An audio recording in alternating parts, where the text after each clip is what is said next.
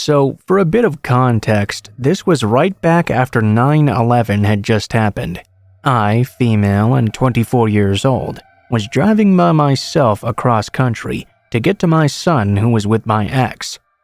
I had been out of state at the time taking care of a sick family member. It was in the middle of night in New Mexico when I suddenly saw police lights appear behind me. I was exhausted and quite annoyed. I hadn't been speeding or anything like that, and I didn't think I had any broken lights either. There also weren't really any other cars on the road at that time. I was close to the exit from my hotel that I had planned to stop at for the night. I pulled over to the side and the cop walked over to my driver's side window. This in itself was pretty weird. Usually they would come over to the passenger side window on roads like highways, just in case a car came by or something. I gave him all of my registration, license, things like that, but instead of looking it over, he just stared at me for the longest time. It was so awkward. He walked over to his car, but then returned almost immediately without even bothering to check anything.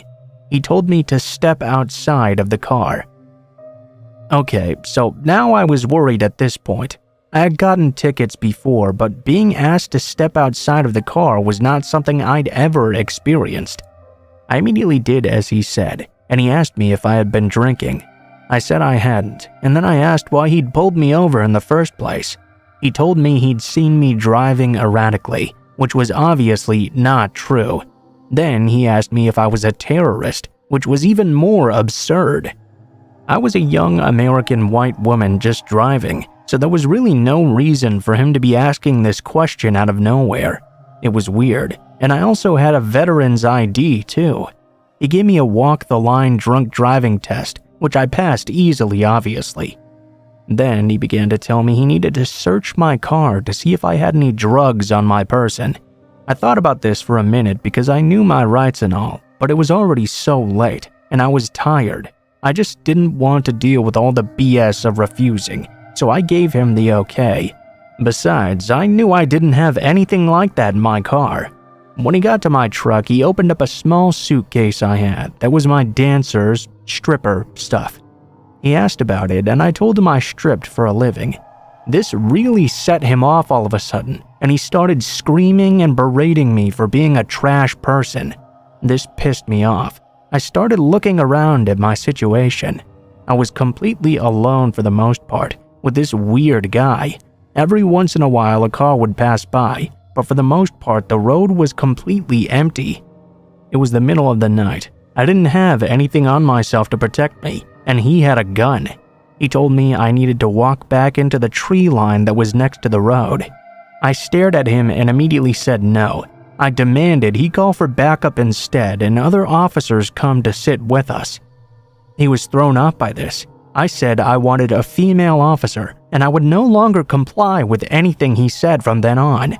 Then I tried to start waving down cars as they passed by. The man began to panic and told me to calm down. He wrote out a speeding ticket and let me go. I never paid that ticket, but I also never heard another word about it, and this was 20 years ago. At the time, I was really shaken. I just forgot about it. But looking back, I'm pretty sure that person was not actually a real cop.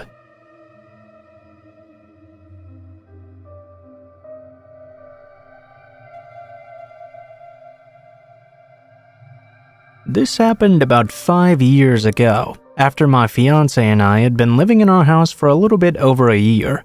I'm 6 foot tall and about 225 pounds or so.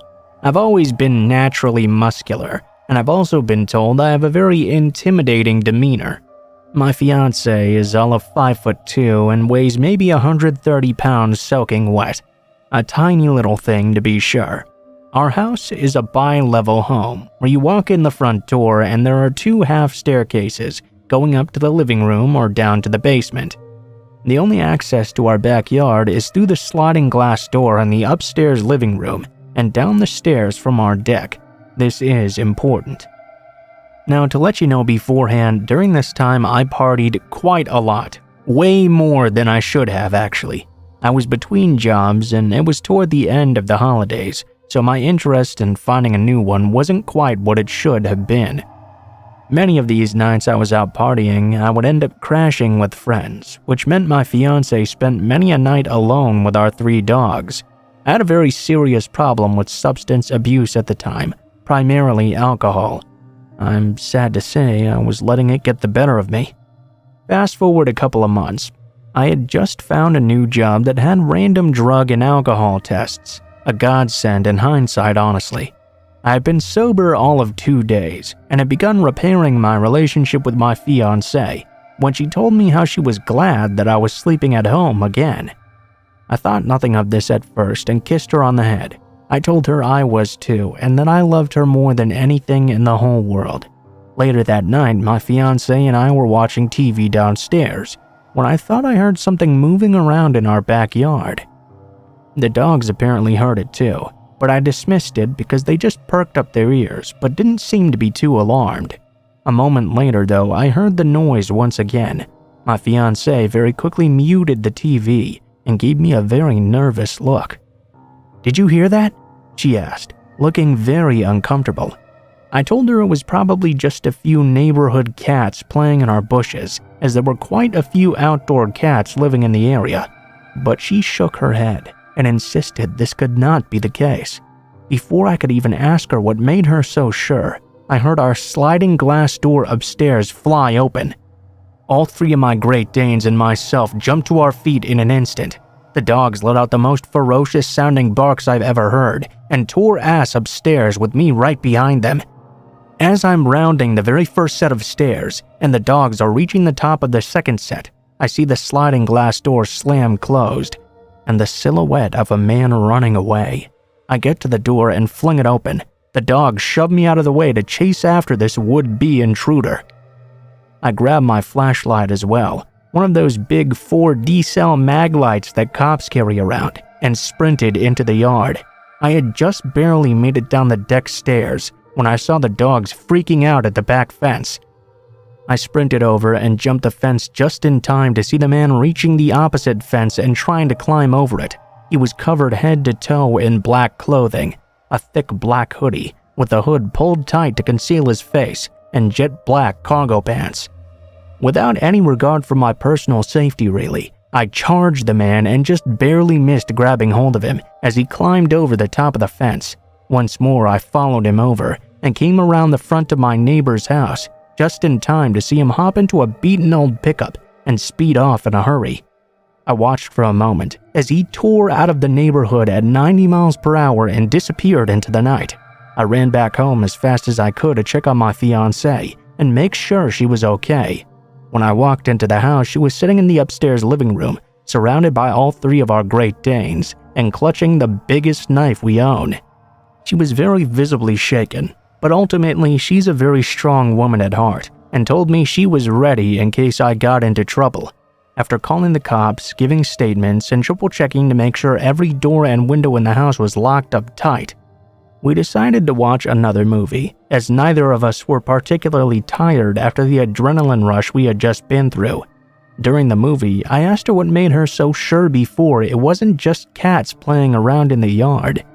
What she told me was enough for me to decide it was time to change my whole life around. She said that for about a month now, while I had been away partying, she had been hearing strange noises coming from all around the house very late at night. She would hear what sounded like footsteps outside, and occasionally what sounded like hushed whispering. When I asked her why she never told anyone, she just shook her head and said she didn't really know. After hearing all of this, I came to the sudden realization that whoever this man was, he knew that I was never home at night, and my fiancée essentially was all alone most of the time. Fortunately for us though, he somehow missed the fact that we have 3 Great Danes. And for whatever reason, on this particular night, he decided not to check before making his move and make sure she was alone again. Since that day, I've been 100% sober from everything, 5 years total as of March 1st. And I've never left my fiancée alone overnight since.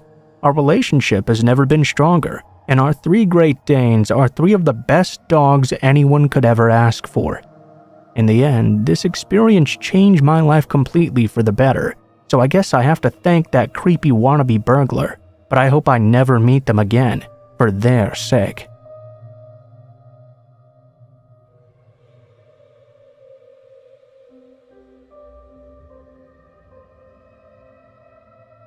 Yesterday, Saturday morning, my kid, who's 2 years old, had been running out the back door and having us chase her for a while. It was a naughty habit and could be quite scary sometimes when she just bolted out of the door with no warning. She did that again this day, and I ran out after her, saying, "Wait for mommy!" She had just gone down the deck stairs a bit. I was right there behind her, when blam, blam! Gunshots, and a man running right in front of us through the alley behind my house with a small silver handgun pointed down the alley behind him. He was in a black pleather jacket and green hoodie, scarcely older than a teenager. He had this determined, unflappable air to him, though, that sent chills down my spine. I can't even begin to describe it. He was so close to us, there wasn't time to do anything more than grab my child and duck behind the chicken coop. City hens were allowed here. I guess I figured he'd keep running down the alley to escape, and we could just crouch there until he disappeared. Only, that's not what he did. He hung a hard left and jumped my neighbor's fence, the neighbor whose yard borders my chicken enclosure. This guy walked within feet of us. He started to exit by the neighbor's gate. Then, and this moment will stay with me for eternity, he hears my toddler scream crying, the only sound around in that moment. He stops with his hand on the gun and turns to look for the source of the crying. I couldn't hide any more than I already was, and if he turned his head just an inch more, he would instantly see us. Somehow in that moment, I managed to squeeze and lean just enough out of sight that he just barely didn't see us. There was something in his very calm energy that petrified me. A shooter who had just had a gun battle in the middle of the day in a little family neighborhood seemed to give no fucks naturally if others were hurt. I had this horrible cold dread wash over me in that moment. If he turned all the way and saw us, saw me, saw my expression, he would have to shoot me because I knew my face was saying, "I saw what you did." It was the most terrifying moment of my entire life. I felt perched between utter peril and life, the breathing, screaming life in my arms. Would he turn that little gun on us in that moment? Somehow, incredibly, miraculously, and amazingly, as though the pull of investigating the crying so close by him was suddenly overwhelmed by his desire to get the fuck out of Dodge, he put his gun into his pocket and exited through the gate, sprinting across the street. He jumped across the street neighbor's fence and disappeared. I smacked my kid's head in my haste to get us back inside, and freaking out, I pulled all the curtains and locked the doors tight. Then I spent the next 10 goddamn minutes getting put on hold by 911. When the cops arrived, I gave them my eyewitness account, and my neighbor who had been about to take her trash out and saw it all gave the same eyewitness account. They caught the guy he was shooting at, but they never caught the shooter I actually saw. It still sends chills down my spine. What if he came back? What if those bullets had struck my toddler, running down towards the shooter? A little girl was recently killed in the exact same way at a park we frequent, sprayed with bullets from a gun battle in the middle of the day, in the middle of a playground. It makes me sick to my stomach, and I'm not even sure I want to live in this city or this country anymore.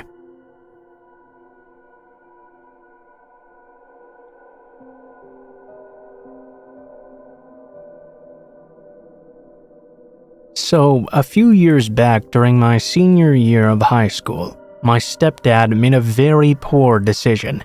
His decision has caused a lot of pain and suffering for my mom and I, and we're both still in counseling for PTSD and anxiety disorders. Just for a little bit of context, my parents got divorced when I was 7 years old. Also, I'm a female if that matters to anyone. I was used to them each dating other people, and I was actually very happy for my mom when she told me she'd met somebody new. That was until I actually met him. As soon as I met this guy who we'll call Don, I immediately got a horrible feeling in my gut. Don was originally from Florida, and he moved to Kentucky right before he met my mom, leaving behind his ex-wife and son. A bit of a red flag. He was just a weirdo in every single sense of the word. He would always try and start an argument over petty topics or walk around shirtless with his strange nipple rings out while my friends were over. Although he was weird though, he was never really threatening or abusive at all towards either of us. That is, until one night right before my mom's birthday. I remember that night very clearly. It was my best friend's birthday and I was waiting for her to come pick me up to go to dinner. My mom and Dawn also had plans to go out that night and watch the UK-Florida basketball game. As an only child, my mom has always been very protective over me, so she wanted to wait until I left with my friend before she left with Dawn. This, for whatever reason, really pissed Dawn off and he stormed out of the house without her. I left very shortly after. I returned around 4 or 5 hours later. The game had been over for quite some time now, and Dawn still had not come home yet. My mom was acting very weird and nervous when I asked about him though, and just ushered me off to go to sleep. As I was sleeping, I was woken up by my mom screaming my name. Obviously disoriented, I groped around for my phone, thinking I must have overslept and was now late for school. When I checked the time though, it was near midnight. My mom screamed my name again and told me to shut my door and call 911. This was pretty much when the shit hit the fan. I started freaking out and jumped up to slam my door closed and lock it. Right in the moment I did this, 3 gunshots flew through my bedroom door, just narrowly missing me. I grabbed my phone and jumped to the other side of my bed. I laid flat on the ground, hoping to avoid any more bullets coming my way. I barely even had time to get out my address and inform them that someone was trying to kill me before I heard my mom scream one last time, before 2 more gunshots rang out. Everything suddenly fell silent. I had the most horrible feeling that someone had just killed my mom and I'd heard it. I got up from the floor when I heard the person begin to throw themselves against my door in an attempt to break in. All that was running through my mind was getting to my mom and staying alive. Eventually though, he broke my door down. I was horrified to see my stepdad standing there. His eyes were glazed over as he grabbed me by my shirt collar and put the barrel of the gun to my head. I screamed and fought as he said over and over, "Is this what you wanted?" At this point, a lot of the details get hazy. I had a ridiculous amount of adrenaline pumping through me, but I somehow managed to back him up and shove him down onto my bed. I used both of my hands to grab hold of his with the gun and push it away from me. I tried with all my might to get it up against his head so I could blow his brains out.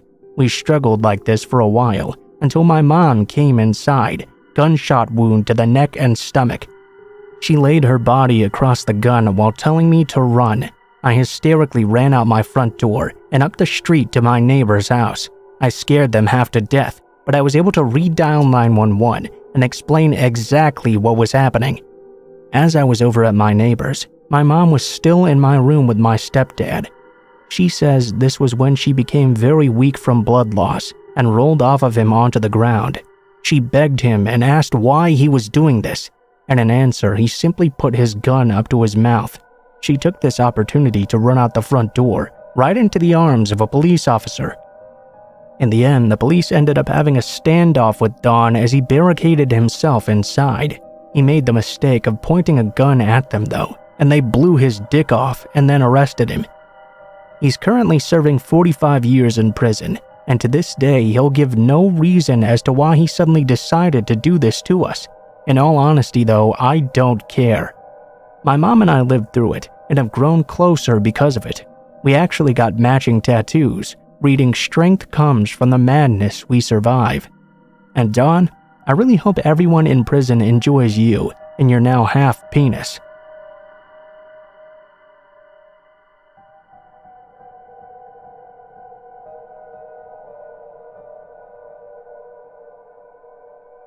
This was back in 2015, when I was just 16 years old. I'm a man, by the way. This was in summer, where both my parents went to visit some of the relatives out of town. They wouldn't be home for 3 or so days. I was the only child, and I was the only one left in the house. My grandma did visit me every single day to make me lunch. They didn't ask that, mind you, since I did know how to cook at the time, but nobody could stop my grandma when she wanted to do something. Of course, she wouldn't stay over during the night though. That's when I would go wild, watching movies, gaming, watching YouTube, eating whatever I wanted, everything you could picture a 16-year-old doing when his parents aren't there to watch him. So the second night I was watching a movie and ran out of chips. I paused the movie and went down to the kitchen to grab some more. All of a sudden though, I could hear a window shattering and the door opening right up. The kitchen was separate from the living room where the door was being opened. I grabbed a knife and slowly peeked my head around the corner. I could see there a man around 2 meters tall. He had a baseball cap on, some old jacket, probably leather, and it was torn all on the right sleeve. My phone was locked up in the room upstairs. From the kitchen door, the stairs were directly to its right, so in my dumbass mind, I was thinking I could sneak past him and lock myself in. He immediately started going through the shelf right next to the door, very loudly, I must say as well. Somehow, I managed to solid snake sneak my way up the stairs. He turned around though, and realized I was there. Out of fear in that moment, I screamed and threw my knife at him. I missed him, but hit the wall beside his head. The knife stuck in there tight. I guess he got scared by that and my savage screaming. He ran out, throwing things from the shelf at me before I could grab my knife once more. When I saw he'd left, I ran to my room and called the cops. They came quickly and took some fingerprints and any DNA samples they could find. The next morning, I called my parents. They came back around noontime. I don't know why, but I kept the knife lodged in the wall next to the door, maybe as a bit of pride in how I'd reacted so quickly in that moment. Of course, the first question they asked when they got home is why there was a knife protruding from the wall. We changed the front door to a more heavy-duty one that wasn't so easily opened. They arrested the guy within the very same week. One of the cops actually told me the guy thought I was going to kill him and had tried to call the police on me for an attempted murder. I guess the moral of the story is to just hide when someone's robbing your house. Either that or learn how to act like a crazy maniac, I guess.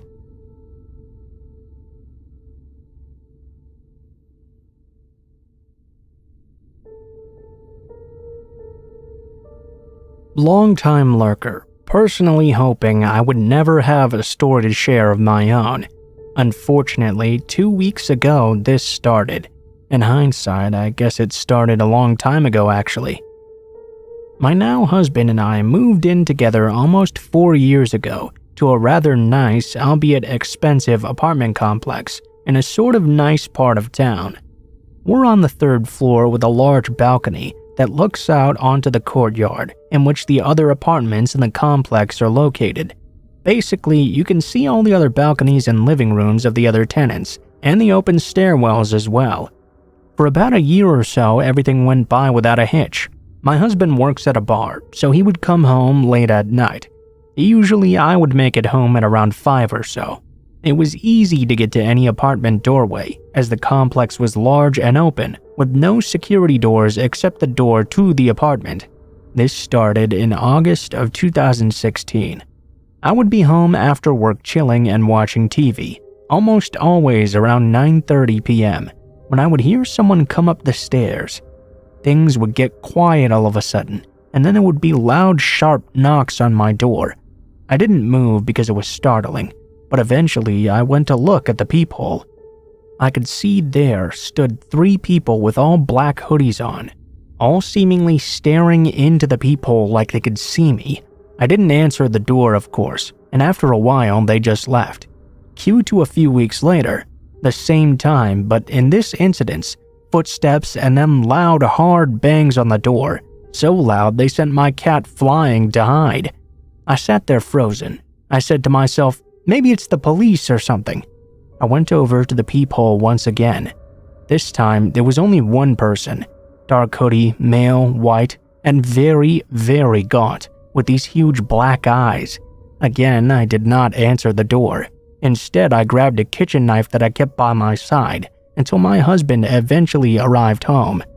This continued on for weeks, and once when my husband was home as well, he proceeded to look out the peephole, saw those very same people and screamed for them to leave. They did as soon as they heard him. We called maintenance and the police, who both stated they would do regular patrols, but nothing else other than that. They also suggested we install cameras.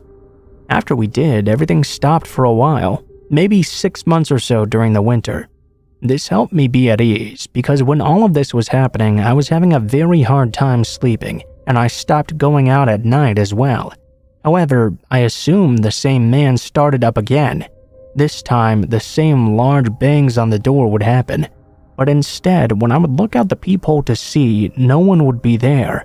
I became horrified as I started to notice extinguished cigarette butts by the side of my door, like someone had been standing there and waiting. Again, we reported it. Security stepped up in the area, but I still did not feel safe. I was hoping it would all just stop, as I now felt tortured in my own home. I realized 2 weeks ago, though, that things could be much worse. At night, to go to bed, I would have to cross our eating area, which was right in front of our giant sliding glass door that led out onto our balcony. It was late at night. All the lights were off in the apartment. As I was walking by, I just happened to glance over. Across the courtyard, standing there, I could see the exact same man standing on the landing of the stairs across the way, from the 3rd to 2nd floor, staring right into my balcony.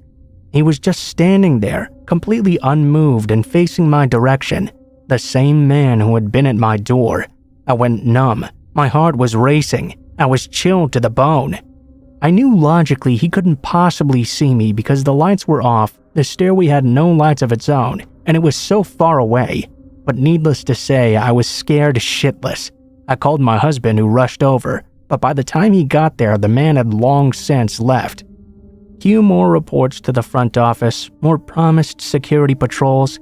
This same creepy dead-eyed man in the black hoodie continued to stand at the stairway landing though, staring at my apartment. Every Friday for 2 weeks now. I'm horrified, and I've been having awful nightmares about someone breaking in and strangling me in my sleep.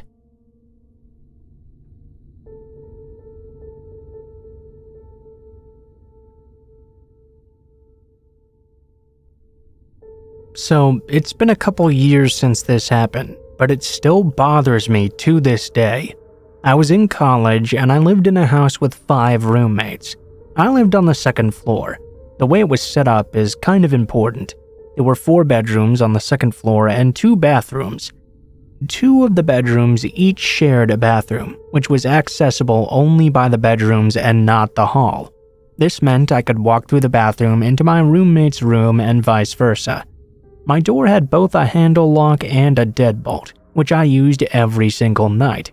It had been a habit I'd developed since freshman year, because in dorms, drunk roommates or floormates tend to just wander in and wreak havoc if you don't. The door to the bathroom, however, did not have a lock, so I could never secure that room. One of my roommates had her boyfriend visiting, and he'd brought a friend along with him. Now, I hadn't spoken to the friend or gotten to know him at all. I didn't really have any opportunities to, since I didn't hang out in any of the common areas of the house. Frequently, I didn't even sleep there because I was casually seeing someone at the time. My first interaction with him was about 2 days into his visit. I was coming home around 6 a.m. from the house of the guy I was seeing when I walked into the living room. When I walked in, the visitor was alone and shirtless in my kitchen, which was open to the living room. He didn't even bother to say hello. He just angrily asked me, "Where were you?" I was taken aback. He sounded like a jealous boyfriend, but I told him I had been at my actual boyfriend's house. Immediately, he said, "You didn't tell me you had a boyfriend." Well, of course I hadn't told him. I had never actually spoken to him or really even seen him. I made a weird face at him and just went upstairs. I didn't see him again for the rest of the day. I slept in my own room that same night, deadbolt firmly secure. I woke up at around 7 the next morning though, to him entering my room from the bathroom. Before I could even say anything, he saw that he'd woken me up. "Sorry I wandered into your room, I was just looking for the bathroom." "Well, you were just standing in it, so..." Immediately he retreated and closed the door tight. I didn't think much of it at the time because I was so groggy. I just fell back asleep instead. Now, despite all of this, up until this point, he hadn't really had an opportunity to do anything truly creepy. He just seemed kind of weird. Later that day, though, is when it got a lot worse. I came home from my classes and went up to my room. He followed me and let himself in without even knocking. The door had been firmly closed as well. I made it clear this was not okay. He said he was just being friendly though. We chatted normally for a couple of minutes because I didn't want to be rude to my flatmate's guest. Then though, he decided to say this. You know, I think you're the one. The moment I saw you, I knew it was you, and you're going to marry me. Obviously, I was taken aback by this, as this was only our third interaction ever. We'd spoken for a grand total of 2 minutes. Obviously, I had no interest in marrying this man. I wasn't even attracted to him. I told him to leave me alone now. I decided to leave and called the guy I was seeing. I told him what was going on, and he told me I could stay over at his house until this weirdo finally left. Well, since then, a couple of days go by. The weirdo was supposed to have left for good, so I went back to my house expecting everything to be fine. I slept in my room that night with the door locked as usual. Only, I woke up to hear someone trying to come in through my main door. I thought it must have been one of my roommates. Only a few seconds later, I hear the bathroom door slowly open and someone creeps into my room. I rolled over, only to see him standing a foot away from my bed looking over me. Hey there, beautiful. Where you been? Weren't you supposed to leave? Why the fuck are you in my room right now? Well, you know, I was supposed to, but I wanted to wait for you to come home. I just couldn't leave without saying goodbye, you know? He tried to climb into my bed with me and started to grab me while saying, "Scoot over. I want to say goodbye properly." I started screaming, "Get the fuck out of my room. I didn't invite you in. Leave now." I smacked his hands away from me. He got upset, but luckily he left without much more of a fight. Immediately, I left my house and went to my boyfriend's. The guy did finally leave later that morning. Afterward, I told my friend what her guest had done. You know what she said? "Well, you must have let him on then." Of course, this prompted me to ask her how I could have possibly let him on if I'd never even had a conversation with him. Of course, she proceeded to blame all his actions on me and tell me I should have been flattered and given him a chance. I just walked away from her at that point and never talked to her again after that year, and haven't since that day. The next day, despite me yelling profanities at him and telling me how creepy he was when I'd last seen him in my bedroom, the guy stalked me on all of my social media and tried to add me. Nope, blocked right away.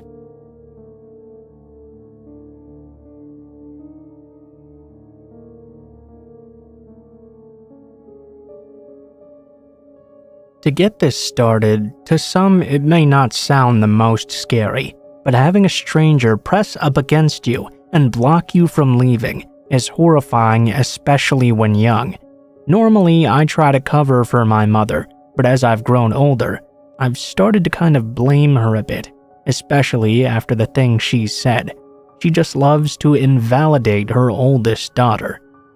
I'd say I was around 8 years old at the time this took place. At the time, we had to get mail from the post office in town, and so, seeing my mom get the mail, my brain decided, wow, I want to be cool and get the mail just like my mom. That childish need to prove that I was mature. Eventually, after some time and a lot of begging, my mom let me go to get the mail. On to the actual story. I'd guess it was a weekend, as the post office was actually closed.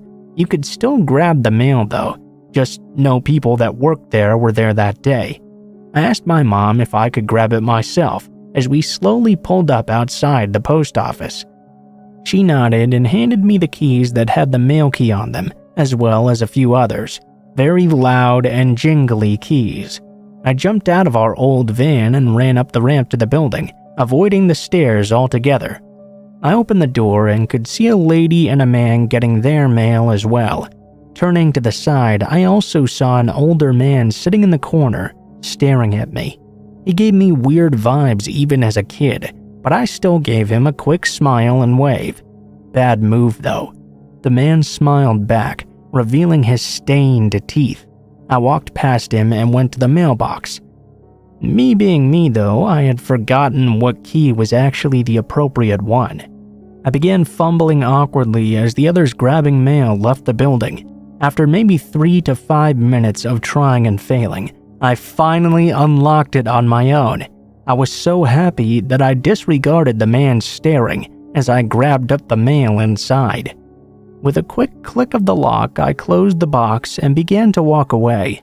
I found the gaze of the man though, as he looked at me. A crooked smile spread across his face. The look he gave me still gives me chills to this day, almost a decade later as an adult. I put my open hand against the door and began to push it open when a pair of arms reached out around me. One hand forcefully pulled the door shut. The other wrapped around the upper part of my chest around my collarbone, pulling me into a tight, unwelcome, and horrible hug. I froze in that moment. What was I supposed to do in this situation? I was always taught to respect adults, and I did. He had a strong scent of alcohol on him, so much that I coughed from the scent. He began to speak after just a moment of holding me there. His words scared me so badly I kind of blocked them out. Now I only remember part of what he said, and I wish I did not. Hey, where you going in such a hurry? He spoke almost passive-aggressively. Oh, I have to go. My mom is waiting for me, I stuttered. Oh, okay.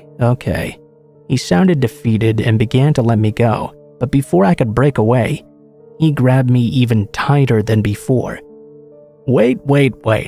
I have a dog, you know. He put that stupid grin on his face. Yeah, you should come with me, and you can play with him together, he encouraged. The scary thing is I almost went with him in that moment. The next maybe 8 minutes felt like hours as he let me go and pulled me hard into him, his scruffy beard and soft, dirty coat brushing against my skin. The details make my head hurt to remember. But he kept telling me, no, almost ordering me to go with him. Finally, he just seemed to snap altogether. All right, you're coming with me. What?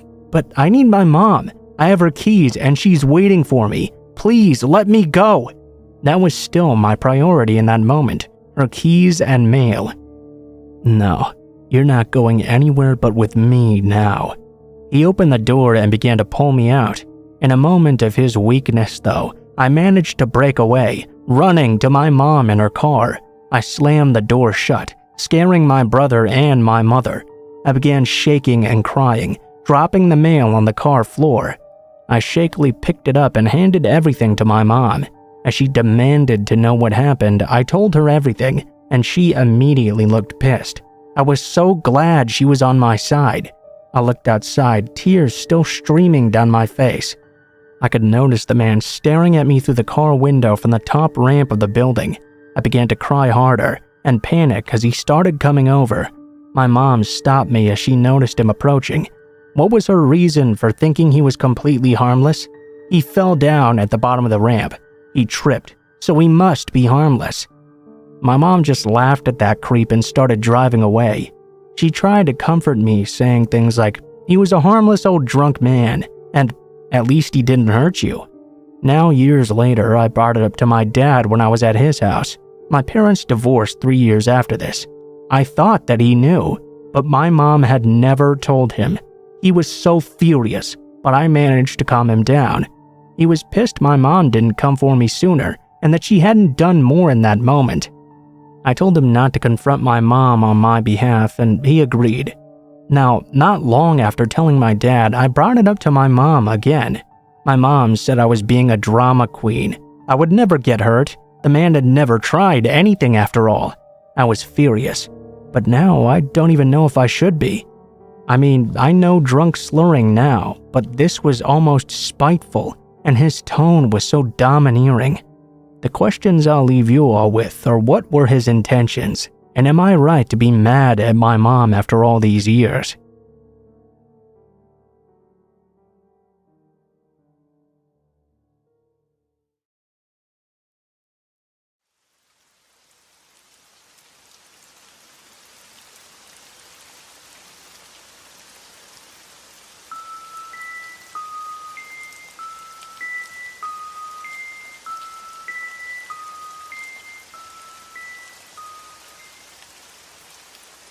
The following events happened to my mother and I at separate times, and both stories still scare the hell out of me today. But first I need to give you some backstory. I live in a small town in Texas with less than 2,000 people. The first story was when my mom was 18, and the second was when I was 14. The events of the first story happened during my mom's senior year of high school, probably around 86 or 87.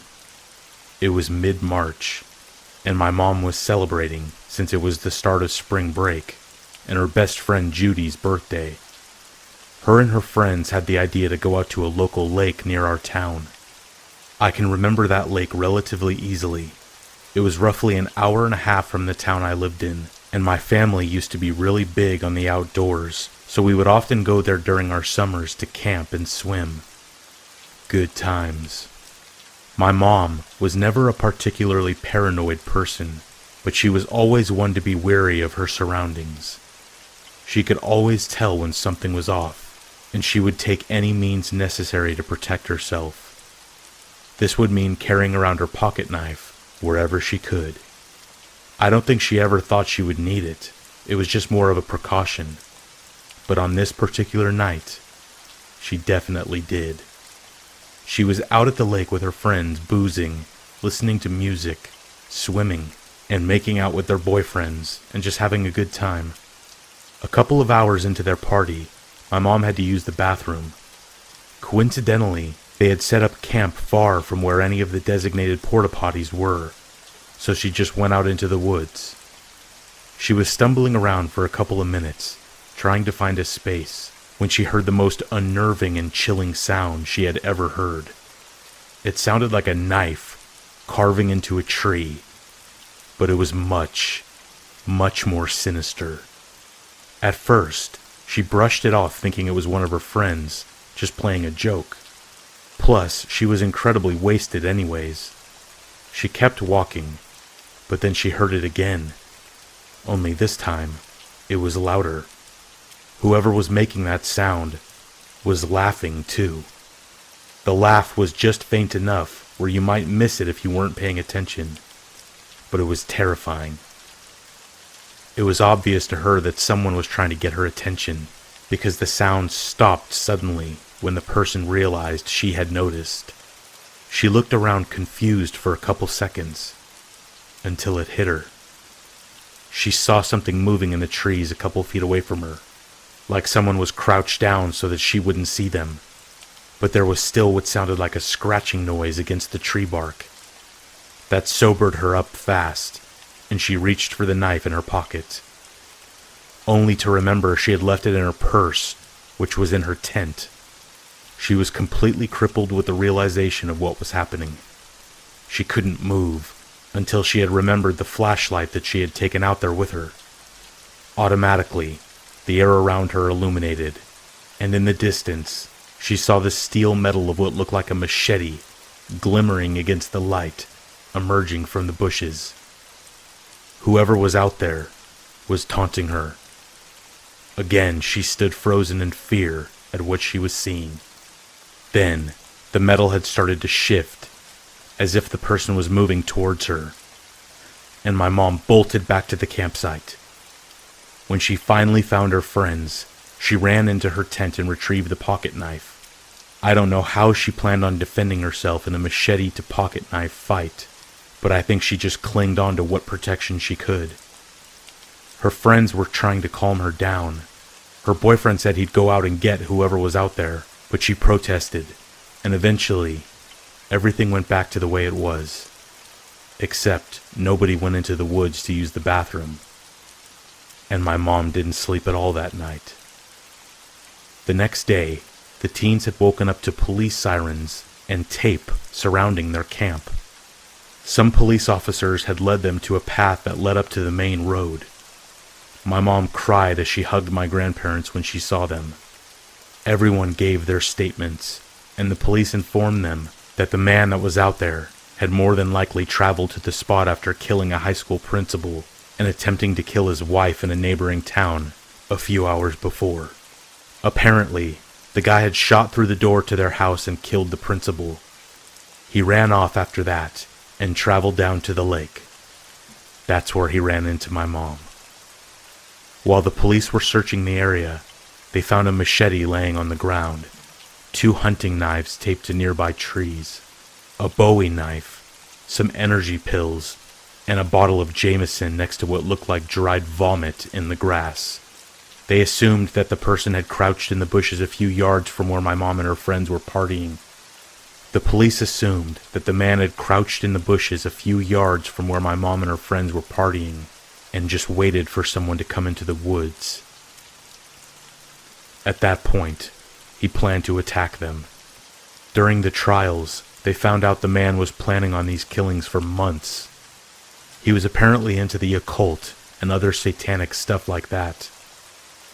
This event traumatized my mom for years. Now, my story. 30 years later, my mom had driven me and my friends to the mall to celebrate my 14th birthday. We went through the day having fun, playing hide and seek in Sears. I know, it's lame, but there are so many places to hide in there, and we were shopping as well. It was a good time. That night, however, was a different story. My mom had just dropped us back off at home, and I remember asking her if we could go to the park, which was only a block away from my house. All of my friends were planning on staying with me that night anyways, so it's not like anyone had a curfew. A little context. I'm a guy, and most of my friends were girls at the time. My mom agreed to let us go, as long as we took our cell phones and headed home at an appropriate time. The night was cool and chilled, and we stood hanging off the playground equipment, telling scary stories. They were all basic, run-of-the-mill stories about some stupid girl being stalked by a crazy psycho on Friday the 13th, and stuff like that, which now that I think of it, sounds kinda like what happened to my mom, I guess. So none of us were really scared. Then I had told them all the story of what happened to my mom. None of them really took me seriously, until my friend Nicole reminded us of the murders that happened around the same time. She then reminded us that the killer, who had kind of become a figment of local folklore in our town, had been released on probation. We were all thoroughly freaked out by that fact, but it was made even worse when one of my other friends, Brandon, noticed something from the road. Guys? We all looked up to see a black truck, I couldn't tell the make or model, starting to head down the street, parallel to us.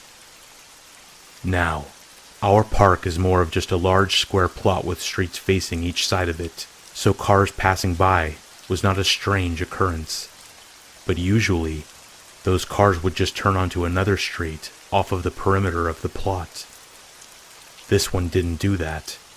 The truck had entered the square on the street that was facing us, and we watched it as it turned onto all of the 4 streets surrounding. He wasn't going the speed limit either. He was just cruising like he was watching us. Now, like I said, this town was small, so when a car circles around like that, it's usually just some high school kids looking to smoke some weed and chill out or something, and making sure no one was around to see. But no one ever really wants to know what goes down when those cars stop. But like I said, this guy was going so much slower than he should have been. Plus it was like midnight, and it just didn't feel right.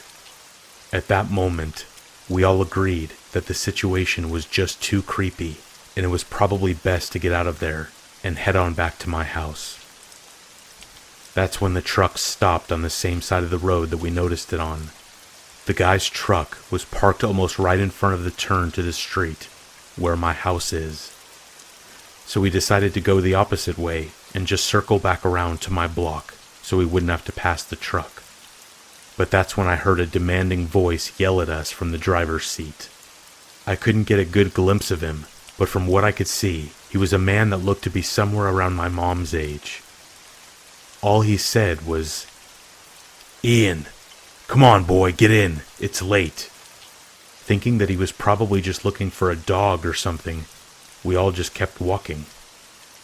"Ian, I said, "Get in the truck, boy!" He shouted again. That really just confused the crap out of us. I looked back at all my friends just to make sure. It was just Nicole, Brandon, Sarah, Jenna, and me. No Ian. At that moment, I shouted back to him, "We don't know any Ian, sir. None of us are named Ian." Silence. Then the creep started to get out of his truck. And that was it. Nicole and I bolted out of there, not really looking back to see if any of our friends were following us. We ran straight from my house, and as the man saw us run, he got back in his truck and slammed the door. We ran right past him, which was a stupid thing to do in retrospect, but it was just a straight shot to my house after that. I could feel the air tightening in my lungs as I raced back to my house. I'm pretty sure I never ran that fast in my life. I probably should have waited for some of my friends to join, to make sure they were okay, but I just assumed they were right behind us. When we reached my house, I locked the door, and I told Nicole to get my mom and dad, and a couple of knives from our kitchen. Honestly, that was probably a bit of an overreaction, but I was very scared, and I just thought it was so bizarre that weirdo thought it would be necessary to get out of his truck to just talk to us. My mom and dad calmed us down. Nothing ever came of it that night, but I'm pretty sure none of us got any sleep. That night, I kept having an awful feeling. I thought about the trauma that my mom had gone through all those years ago, feeling like there might have been some kind of connection to what just happened to me. It all seemed too weird. The next morning, my fears were realized. I was scrolling through my Facebook feed on my phone when I found an article on a local Crime Stoppers page. It read, "Glenn Miller, local serial killer, set to be released on parole on December 12th. That was roughly 3 weeks before my birthday. My heart stopped as I kept reading. Apparently, after he was released, as the article explained, he had went to live with his son, who his girlfriend had given birth to after he was arrested. His name was Ian, and there was a picture of him standing next to a black truck. I know this had to be some kind of sick coincidence, but I could not shake the feeling that this was the truck that we had all seen that night. This incident still terrifies me today."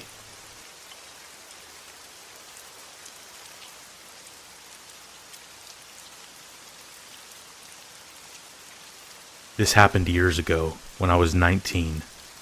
I'm now in my mid-20s. I still remember this very clearly because of how creeped out I was. Back then, I was living 600 miles away from my parents in a different state. Even though there was a distance, my mom and I still talked on the phone at least twice a week, and we were still really close. So when we found out her cancer was back, I didn't think twice about dropping everything to drive down to see her. A plane ticket would be too expensive, and I had a 10-year-old Toyota that might have been a bit beat up, but still got me from A to B cheaply and quietly. My parents weren't thrilled at the idea of me driving the 11 hours by myself, but my mind was made up, so they offered me a deal. I would stop at a rest stop every 2 to 3 hours and stretch my legs and call them, and in exchange for this courtesy, they would pay for my gas. If I didn't call within the 3-hour window, though, they would assume I'd been in an accident and call me repeatedly, interrupting the audiobook or podcast that I would have on. I accepted the deal, and that's why I was at this particular rest stop at 2:45 a.m.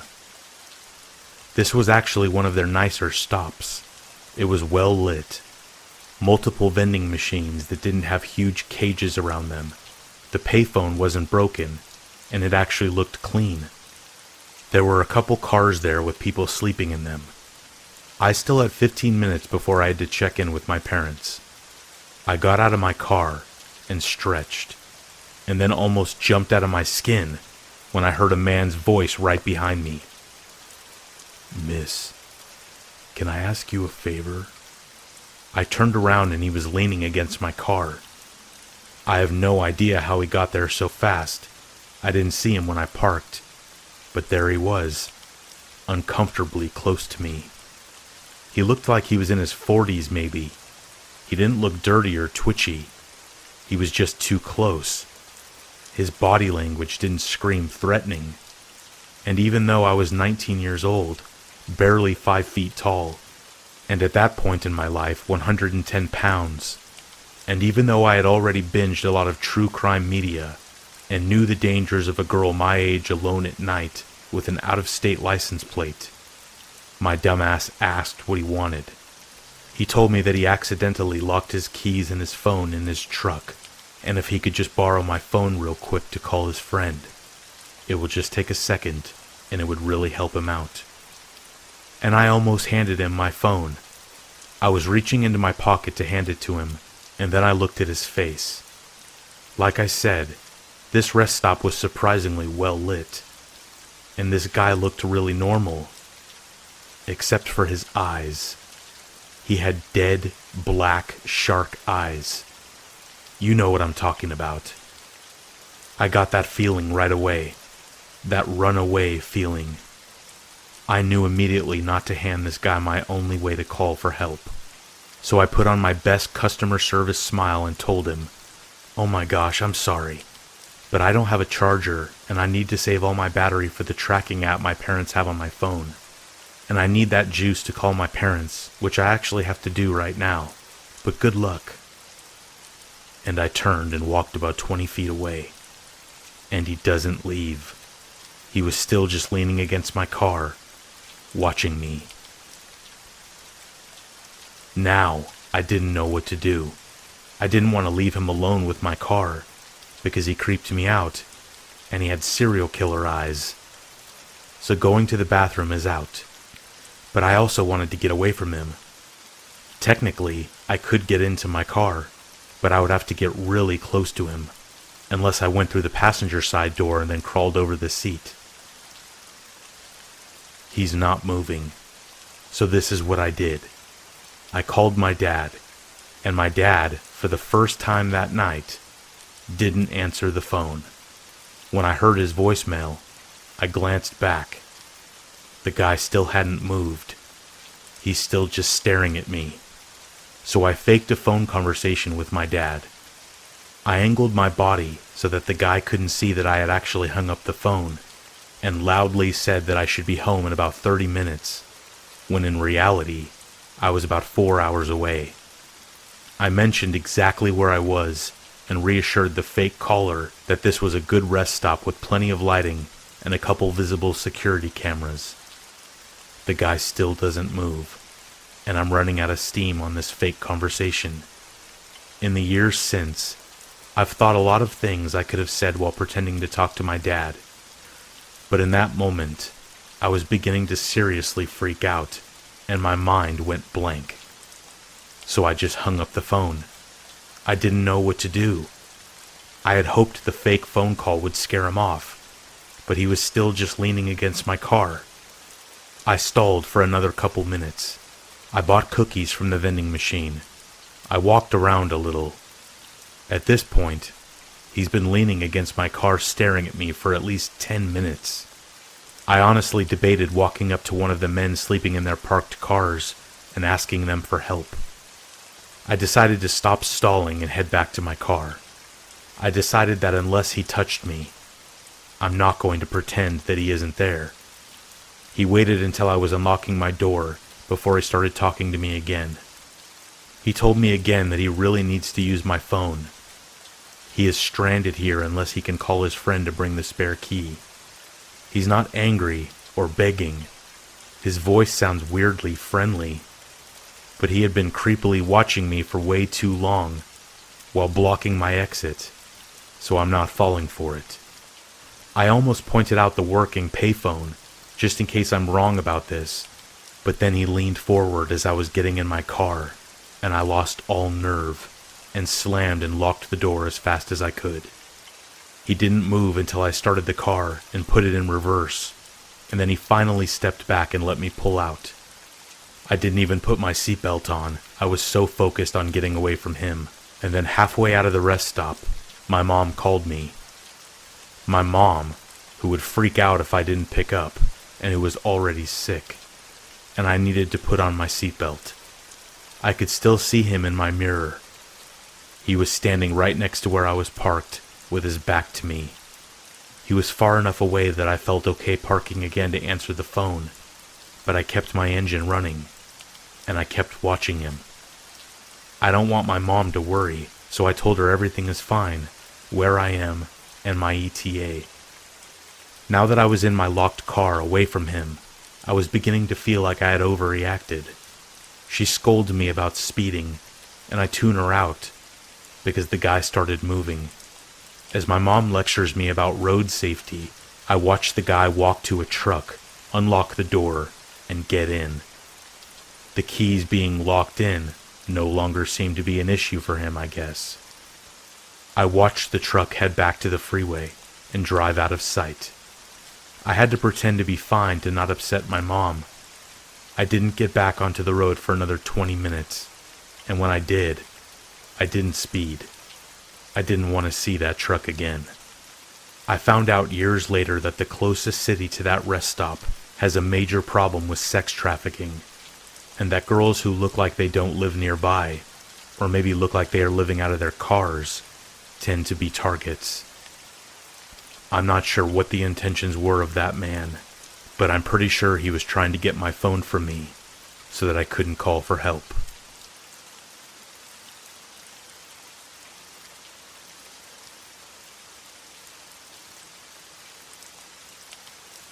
My friends and I used to urbex a lot, and for those of you who may not know, urbex means urban exploring, which is pretty much exploring abandoned places. We did it a lot. Literally any opportunity that we had to go, we did. This one weekend was different. It was on a Friday night, and my friend DJ called me excited about this place that he had found about 45 minutes away. At that time, I was with this girl that I really liked, Miranda. She had never been able to go with us, but this time she was, and she was super excited. So we packed a couple of backpacks with the essentials, flashlights, face masks, first aid kits, and all of that. DJ picked us up around 6 p.m., along with 3 other friends, Matt, Jesse, and my good friend Babs. It was a 45-minute drive, and on the way there, DJ explained where we were going. Apparently, there was a small abandoned neighborhood in the mountains. We were following the instructions that DJ's coworker gave him. Turn right at the fork in the road. Drive straight until you come up to a patchy spot on the left.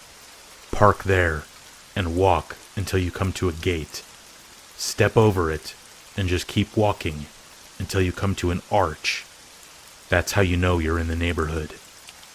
Although it was a 40-minute walk, which surprisingly didn't wear us out because we were so excited, we finally found the arch and passed through it, and what we saw was a legit neighborhood.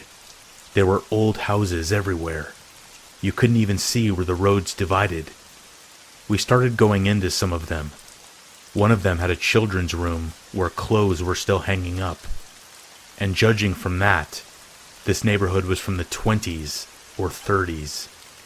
Eventually, we lost track of time, and it was dark. I mean the type of darkness that hurt your eyes, because they just can't adjust to it. At that point, it was almost 11 p.m. We didn't want to make the 40-minute walk back and drive another 45 minutes back home. We had no choice but to spend the night in one of these houses. We found one though. Babs had a bunch of blankets with her, so we decided to sleep on them. I got the biggest one for Miranda and me to sleep on, and within minutes, we were all fast asleep. I woke up, I'd say around 3 a.m., to this overwhelming sense of dread. Miranda woke up too, asking me if I felt it. I asked her how long she had been up. Like an hour, she said. I got up to get water from my backpack, and I felt like somebody was watching me. Instantly, I felt very uneasy. Miranda dug through her bag, got out a lighter, and we lit what was left of the fireplace. Come to find out, everyone else was awake too. DJ sat up and was like, "Yeah, earlier I got up to take a piss, and when I turned around, something walked by the doorway." Just as he finished saying that, Jessie comes running in like a bat out of hell. She stopped to catch her breath. "There is someone buried in the backyard." We all looked at her like she was insane. "Oh, don't believe me? Come look." She takes off out the back door. She was right. Right there in the backyard was someone's decrepit wooden grave marker. Bab started freaking out. "Guys, look at the dirt. Someone wasn't buried here. Someone was dug up here." Needless to say, we all left very quickly. We all ran back into the house and started to pack everything. Then, that back door just slammed clean off its hinges. There was a point where we all froze and listened, and we heard footsteps, unmistakably shuffling, and the creepiest of all, what sounded like someone taking a brush through long, nappy hair. After that, we grabbed only our wallets and keys and ran out of the house. All of our stuff is still there to this day. The blankets, backpacks, flashlights, and first aid kits. I think Jessie left her camera behind too. And the fact that someone dug up a dead body in their backyard gives me the creeps to this day. Sometimes I get the urge to find that place again and see if our stuff is still there. But the thought of having to feel that nauseating dread again makes me think twice. I still urbex to this day.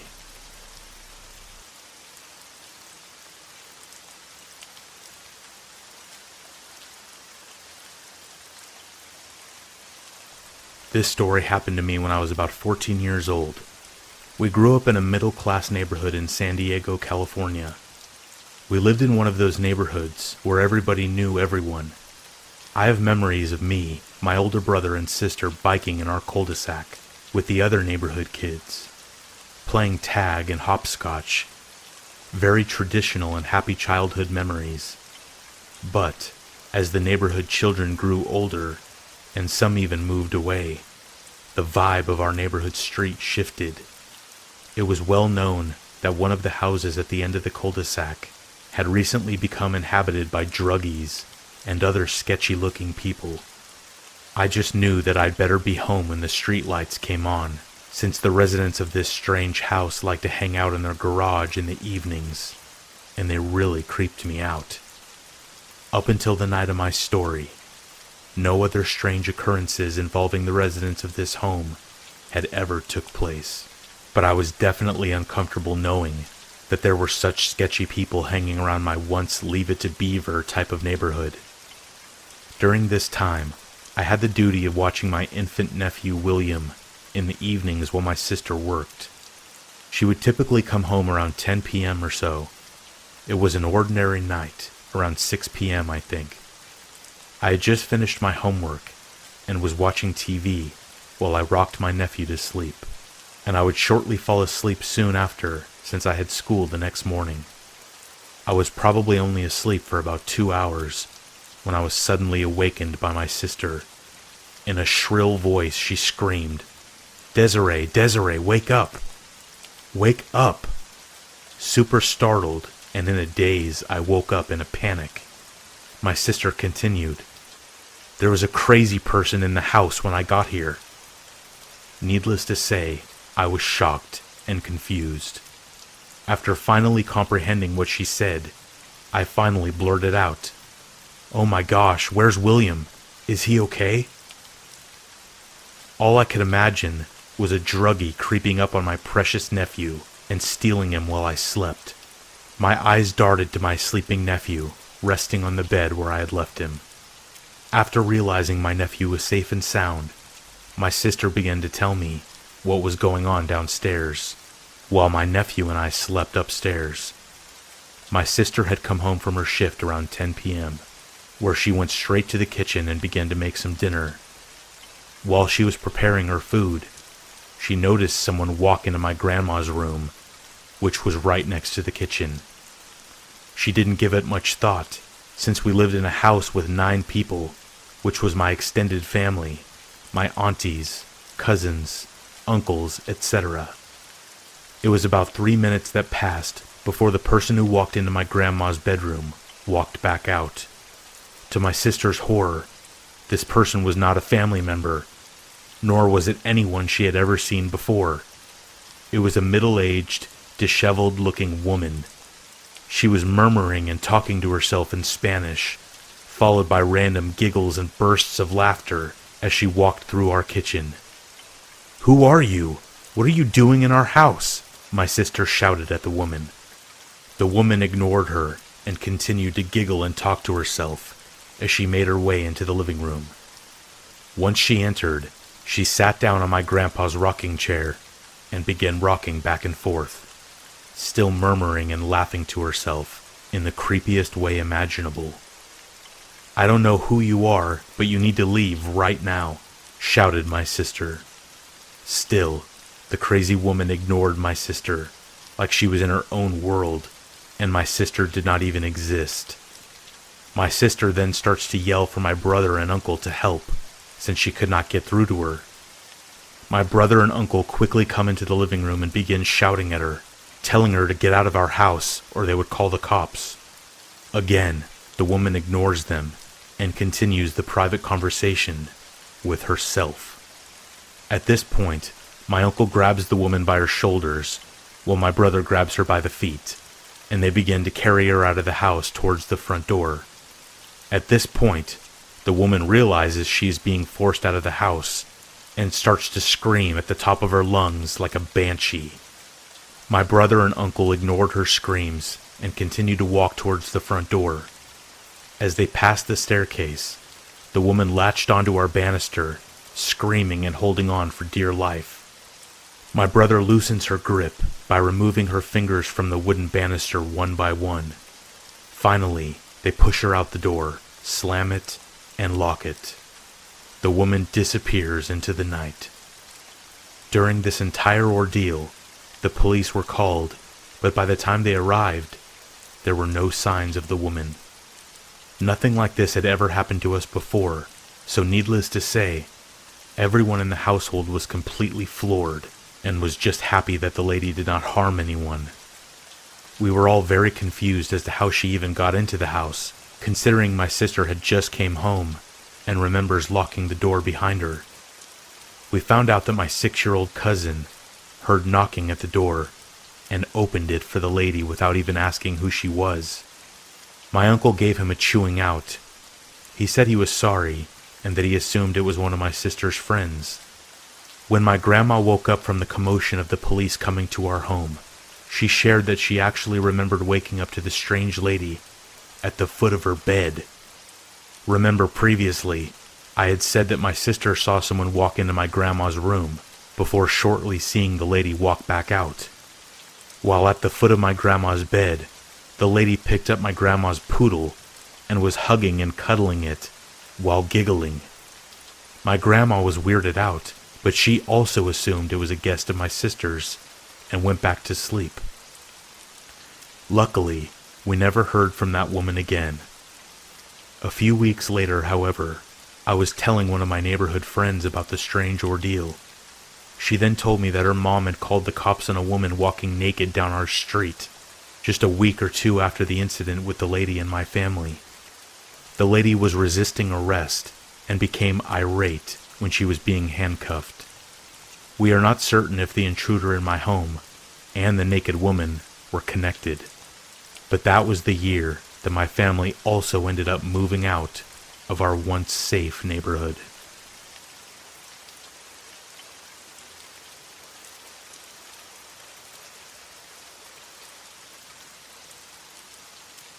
I live a rather normal life. Nothing interesting or concerning ever really happens to me. After reading and listening to many of these stories, I realized I do have one of my own. This occurred during the summer of 2017. I was working 2 jobs at the time. I would lifeguard for a 6-hour day shift and another 6-hour night shift at an ice cream place, with very few days off.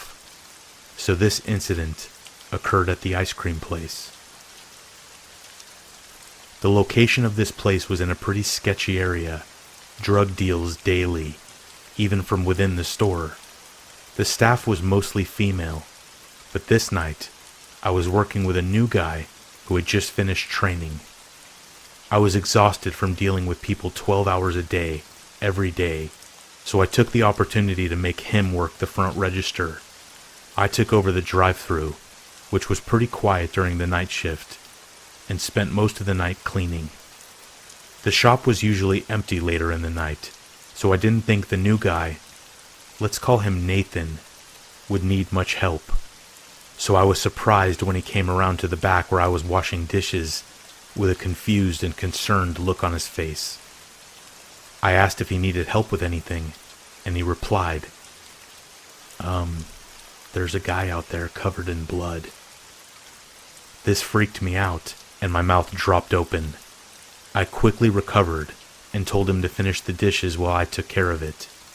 As I walked around to the front, my thoughts had returned to normal, and I assumed Nathan had just overreacted and maybe mistook paint for blood. As I walked up to the register, I kindly greeted the man. He was tall and well-built. He looked like he had a hard life and was middle-aged. Yes, it was blood, I confirmed. I scanned over him, also looking for wounds, thinking he might be injured. But I couldn't find anything to support that thought. He ordered a cup of chocolate ice cream with rainbow sprinkles, which I thought was odd for one lone man covered in blood. But that's none of my business. All I could think was how I wanted him to leave, and I made his order quickly. I placed it in front of him, instead of handing it to him as to avoid touching his bloody hands. I smiled at him, feeling very uneasy. This guy's aura was sending off bad vibrations. To my dismay, he took a seat at the counter to eat his ice cream. I darted to the back and sent Nathan to the front, because I didn't want to be alone with this guy. After finishing up the closing duties, I walked back to the front. I saw Nathan talking to his mom, who had come to pick him up, as he was young and didn't have his own car. The man was gone. I asked his mom if she had seen him, and she said yes. She confirmed that he was in fact covered in blood. But when she asked him about it, he said it was paint, in an aggressive tone, before hurrying to leave. I joked around saying, "Sounds like something someone covered in blood would say." His mom didn't smile or think that was funny. She just said that she knew what blood looked like, and we all had no doubt that he was lying. Thinking back on all this, I should have just asked him to leave, because it was definitely a major health hazard, or maybe even called the cops on him, but I had been too afraid to upset him, fearing that my blood might decorate him next.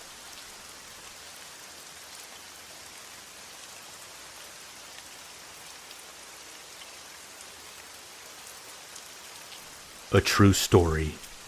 This happened about 13 years ago, when I was a sophomore in college, attending a liberal arts school in Suffolk County, New York.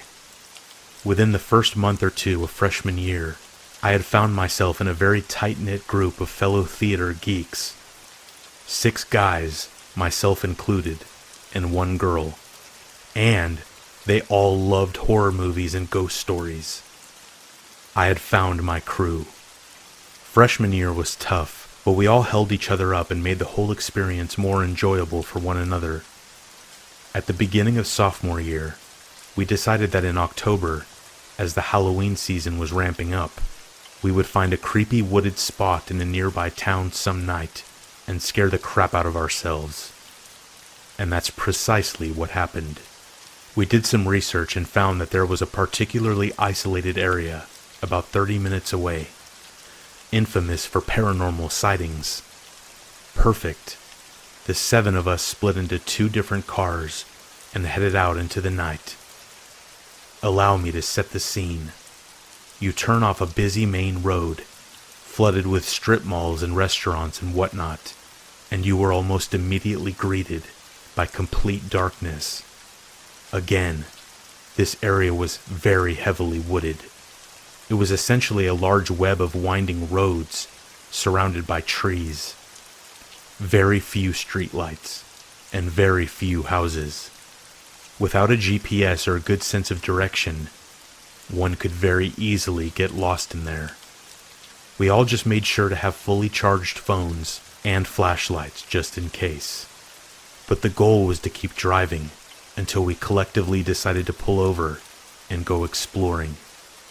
So per the directions, we made a left off the main road, driving for 30 minutes or so into this dark network, picking directions at random, just getting intentionally lost. Our cars made a turn, and, to our surprise, there was a huge log in front of us, turned on its side. We had reached a dead end of some kind, with nothing but trees beyond it. We all got out to see what exactly this was, stepped over the log, and noticed two narrow trails leading in different directions.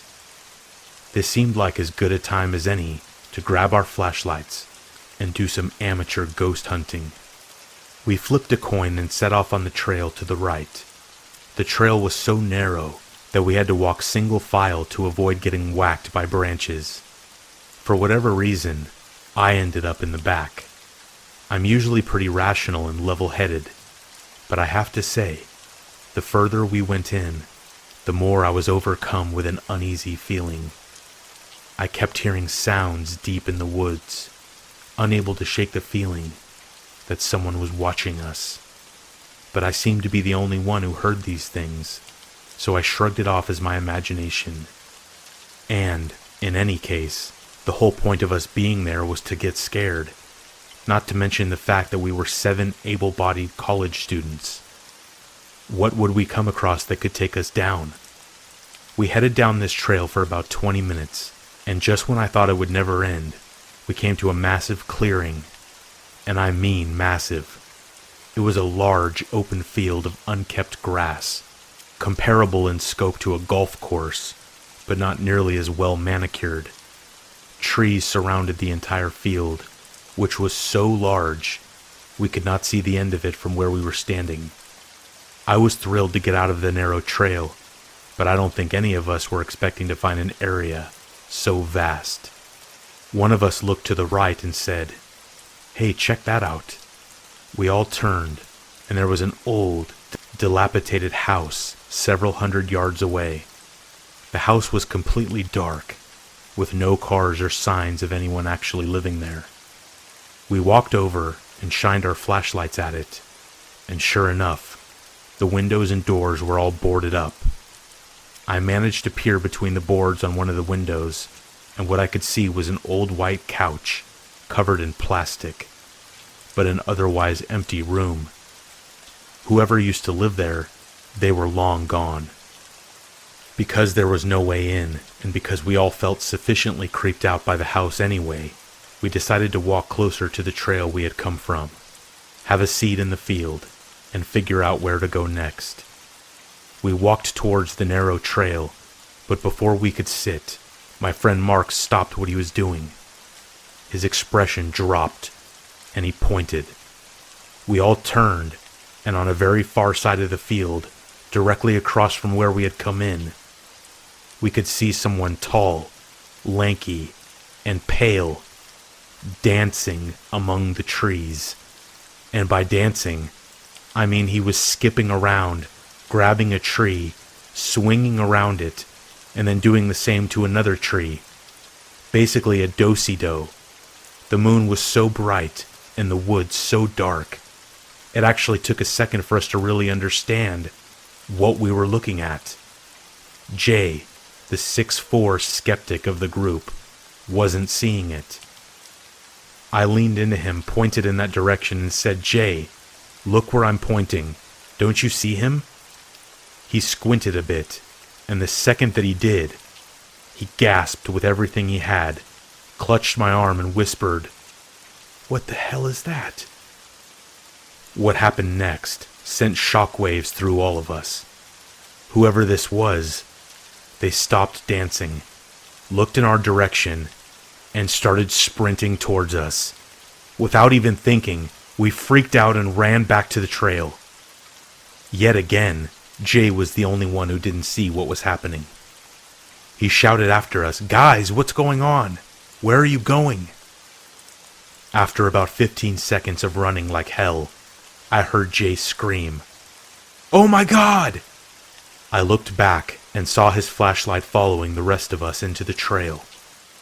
While the walk into the woods took about 20 minutes, we made it back to our 2 cars, hopped in, and were peeling away in less than 5. Once we were a safe distance away, we pulled over, got out, and checked in with each other about what just happened. My heart was pounding, and I know everyone else was feeling the same way. Nearly 15 years later, we are all still friends, living in different states, yet keeping touch through marriages, divorces, children, etc. But occasionally, out of the blue, one of us will send a group text to the others with something to the effect of, "The woods. That really happened, right?" It most certainly did. That experience is always in the back of my mind, and I'm pretty sure it always will be. Here's the thing that still resonates with me about that night. Whoever that was, they were dancing maniacally in the woods at 1 o'clock in the morning, and then ran directly for a group of young adults, not at all fazed by the fact that they were severely outnumbered. Did he know that we were there from the second we parked? Was he the sound that I kept hearing when we walked the trail? Whatever the case may be, when he came for us that night, you can be sure none of us wanted to stick around and see what he was truly capable of.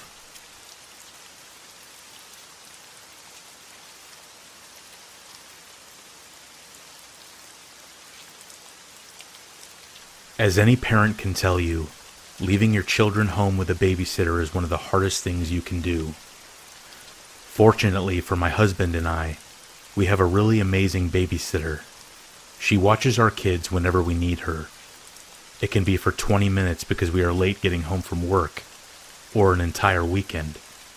It's also worth noting that my husband and I travel sometimes for our jobs. Our babysitter lives next door, and I've known her since she was born. She's a very sweet 18-year-old girl who will be starting at university pre-med in the fall. She finished towards the top of her class and plans on becoming an orthopedic surgeon. Needless to say, I trust her with my 2 children, who are 6 and 4 years old respectively. Like many Saturday nights, my husband and I had work functions to go to, and like many times before, we called our trusty babysitter, and she of course accepted and was happy to help. We left at about 7:30 p.m., and as we pulled out of the driveway, I noticed that the garage door was slightly ajar. Now my husband is the super anal type and never leaves doors open like that. He also has all of his tools and whatnot in that garage, so I knew he wouldn't just leave it open like that. But I thought, whatever, it's probably just the wind that pushed it open. As the night went on, I began to feel more and more uneasy. I couldn't quite explain it.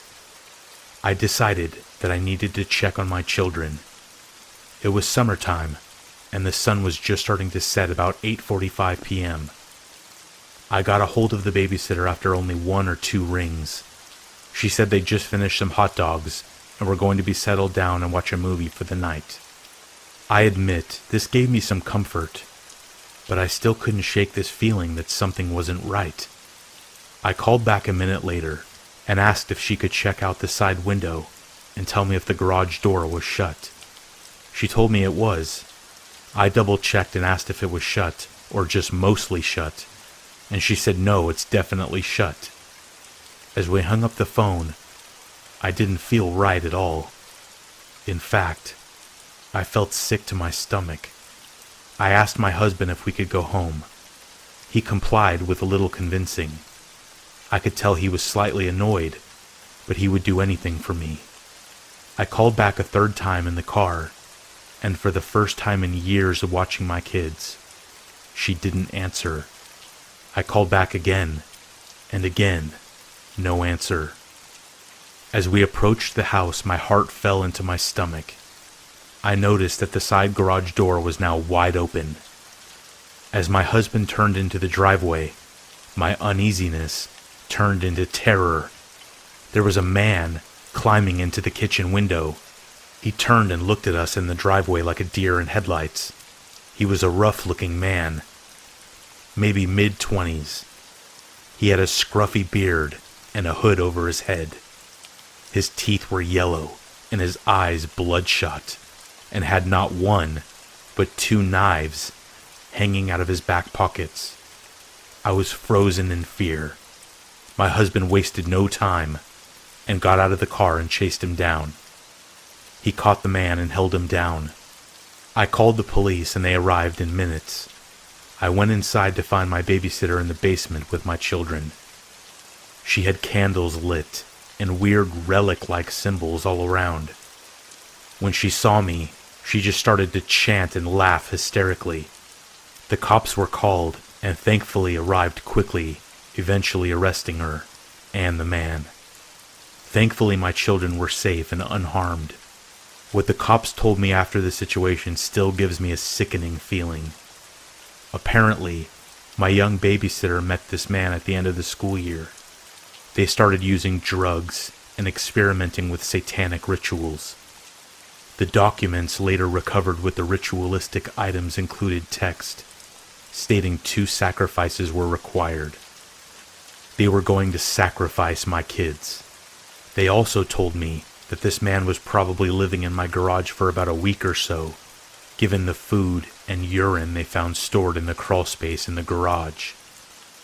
I have since done everything possible to pursue charges to the furthest extent of the law.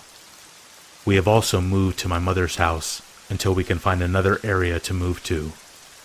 It just goes to show you that you can never trust the babysitter.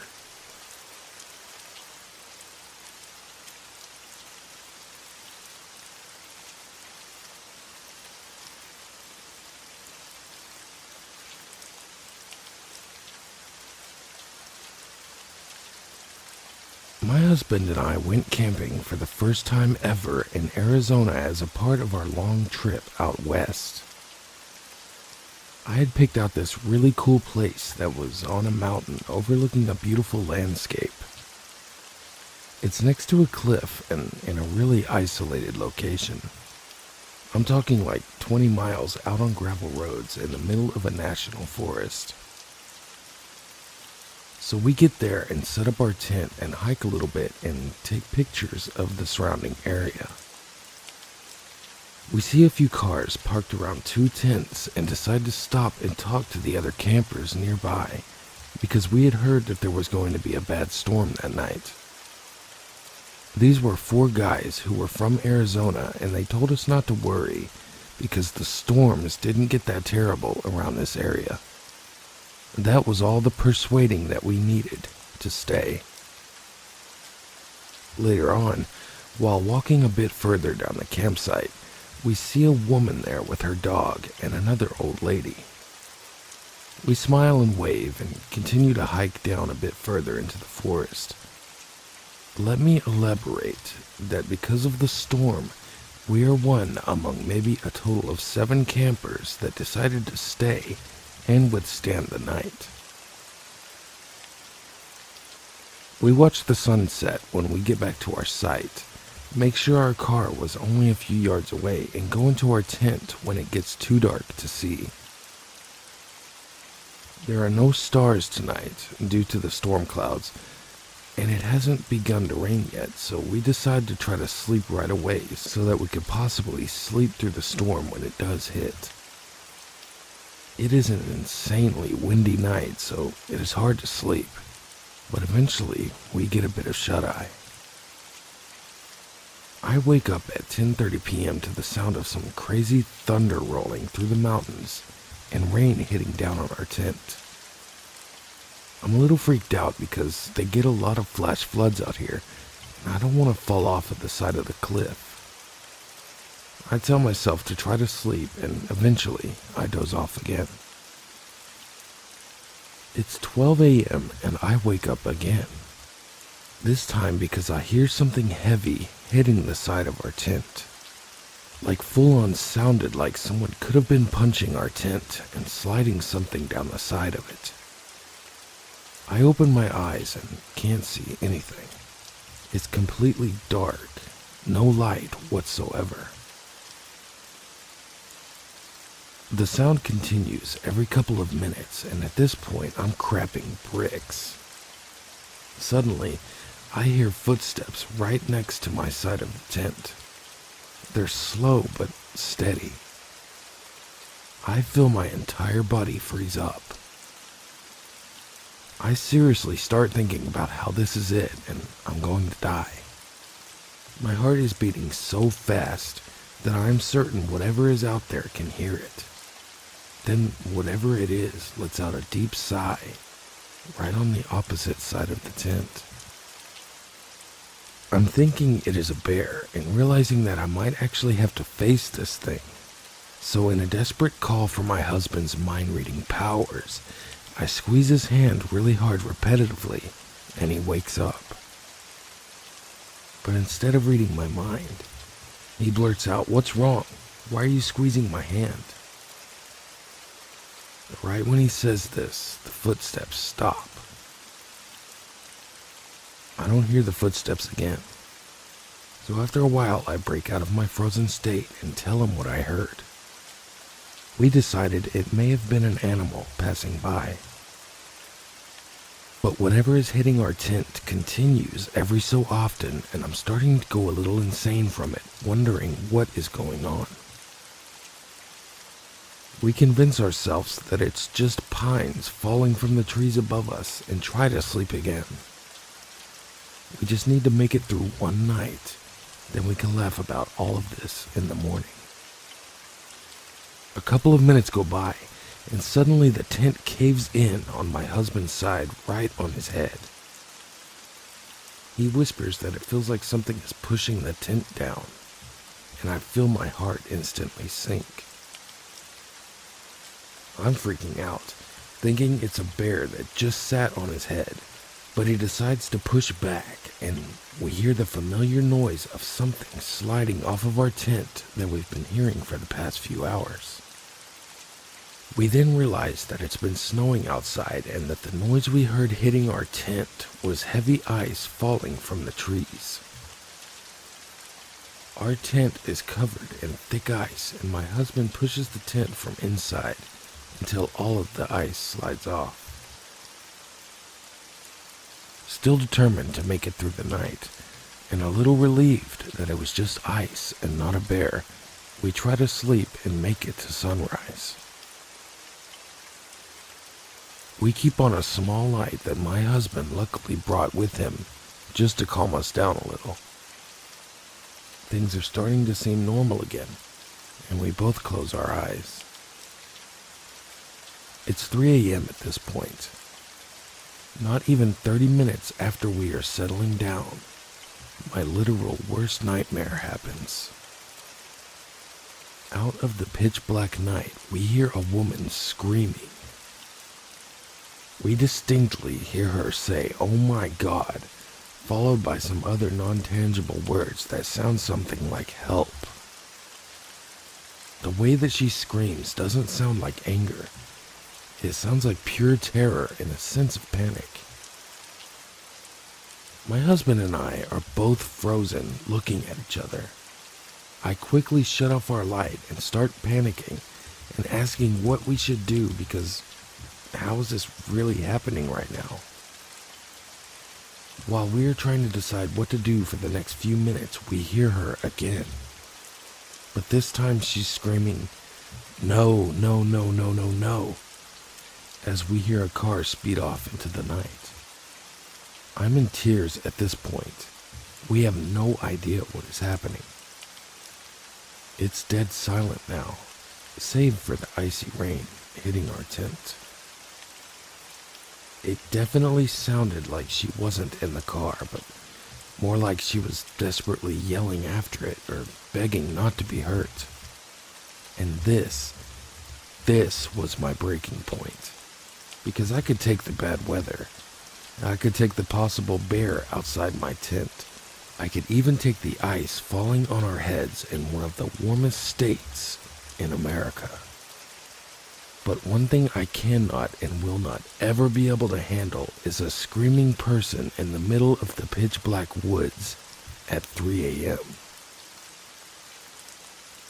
We decide to get out of there and even contemplate leaving our tent and booking it to our car. But instead we try to stay level-headed and grab our valuables and put them in the car first. We frantically gather our things and stay close as we shuffle to our car. I close the door and keep the lights off for a while, scared to attract any unwelcome visitors. While my husband goes back to grab the tent, I start the car and call 911. I tell them what I heard and where we are, and they say that they are sending someone to the campsite to make sure everything is okay. Only thing is, we are literally in the middle of nowhere, and it will definitely take them more than an hour to arrive. Not to mention, the storm left those gravel roads in some pretty terrible conditions. So my husband and I decide to start driving, and it's like 3:30 a.m. now. As we drive out of the campsite, my husband notices one last eerie detail that stuck with me. The 4 guys that we had talked to earlier had left. All 3 of their cars were gone, while their tents remained. Whatever scared them off, they sure left in a hurry. It was only after we started driving that the thought occurred to me. Whatever was walking next to my tent may not have been an animal. It very well could have been someone lurking around in the dark who decided to go after the girl we had seen previously on our hike.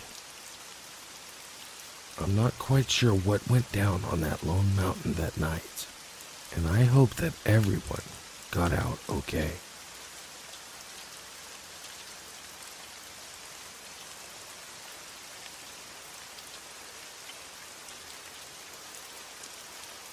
This happened to me over 30 years ago, but I remember the feeling of fear as if it were yesterday. I was in college, taking a course in outdoor survival. The course ended with a 3-day, 3-night wilderness solo. We were allowed to take a backpack, empty canteen, sleeping bag, knife, 6 matches, rope, a sheet of plastic, and a small cooking pot and spoon. We were not allowed to bring food or water, since part of our training was in identifying edibles and finding a water source. Once I was dropped off, I had to hike in and find a spot to set up camp. First, I had to place a flag on a tree near my drop-off point so that I could be located 3 days later for pickup. I was loving life, just me and nature. I had no fears, even as night began to fall. I enjoyed the sounds of the woods all around me, and didn't mind not having a tent. I built a small fire and had a great feeling of peace. I slept well that night, but woke up thirsty. My search for a water source began. Happily, I found a muddy stream, let the water settle in my pot, placed the halazone tablets in the water, and boiled it for good measure. It tasted horrible, but at least I was hydrated. All went well and I had a great time. Until my last day. It was early afternoon on the last day and time to break camp. I cleaned up my camp area and hiked out to my drop-off spot. As I sat leaning against a tree, I heard the sound of a vehicle off in the distance. I figured that it had to be my pickup. As I waited, A vehicle that I had never seen before pulled up on the dirt path in front of me. Immediately, I realized that I did not know the man who was driving. He gave me an odd look. My gut told me that he was bad news. He asked what I was doing there and if I was alone. I said that my friends were behind me breaking camp. He gave me a knowing look, got back in his vehicle, and rode off. I knew that I had to hide, and fast. I ran into the woods and hid. As I ran, I heard the car coming back. I stayed as quiet as I could and remained hidden. I heard him get out of the car. I could hear him calling to me and walking through the brush looking for me. Eventually, he gave up and I heard the car door slam, the engine start, and the car pull away. Going back to my drop-off point was not an option, so I began hiking through the woods, hoping I would find base camp. After walking for what felt like hours, I saw a forest ranger. I told him who I was and what had happened to me. He told me that I had done the right thing since a young woman had been assaulted the night before, and the police and Forest Service had been searching the area. He drove me to the base camp, where I learned that someone else in my class had a creepy encounter with a man the night before. She had scared him away by blowing a brass whistle until help arrived. If there's anything to be learned from this, it is being sure to always trust your gut feelings and never camp alone.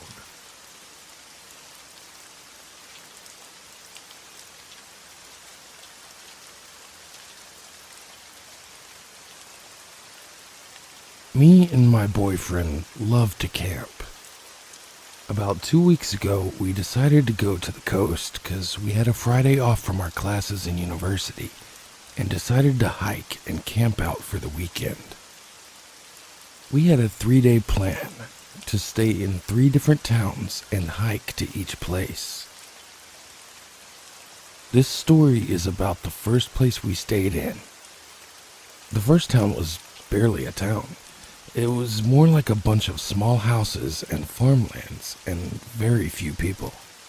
Anyway, since there were 5 to 6 camping grounds available, one of which was highly recommended on TripAdvisor and the likes of, we didn't bother calling beforehand.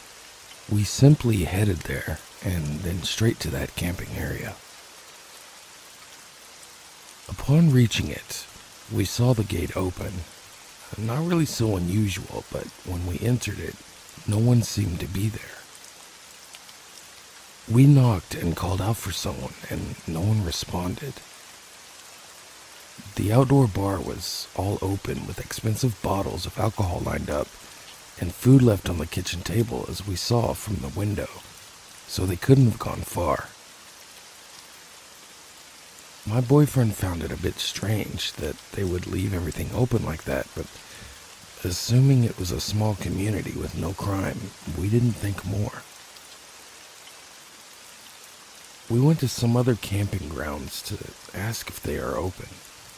The first one we went to said they were closed because their grounds were very messy these days, but they recommended us another place. We asked them about the first ground we had went to, and strangely, the man said don't go there. When we asked why, he said, just don't. I don't really recommend you going there. The other place he told us about was also closed, and luckily in the meantime, I found a signboard for the first place, and it had their number on it.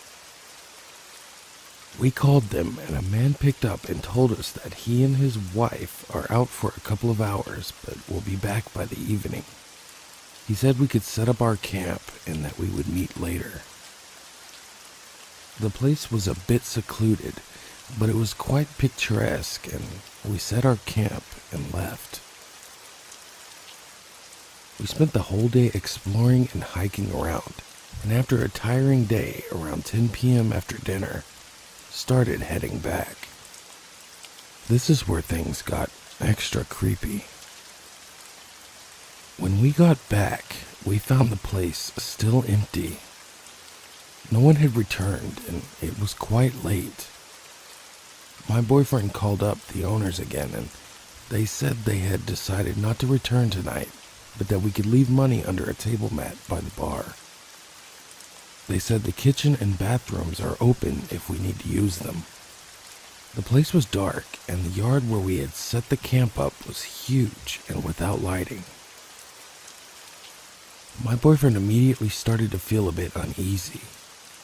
He was concerned why two business owners would leave their property completely open to two total strangers with a bar full of unopened bottles and a half-open house. As we walked towards our camp, he kept subtly expressing his uneasiness and kept looking around. He's usually pretty calm, so I told him if he's really feeling so strongly about this, we can just go to the pension where we had dinner earlier and stay the night there in a hotel room. He opened the flashlight of his phone and kept looking around, getting more and more uneasy. We agreed to pack up our camp and leave. I began to pack it up since it requires a lot of folding, and he was already anxious, so I told him to just stand and give me light as I pack it up. Except constantly he would move the light and check the area.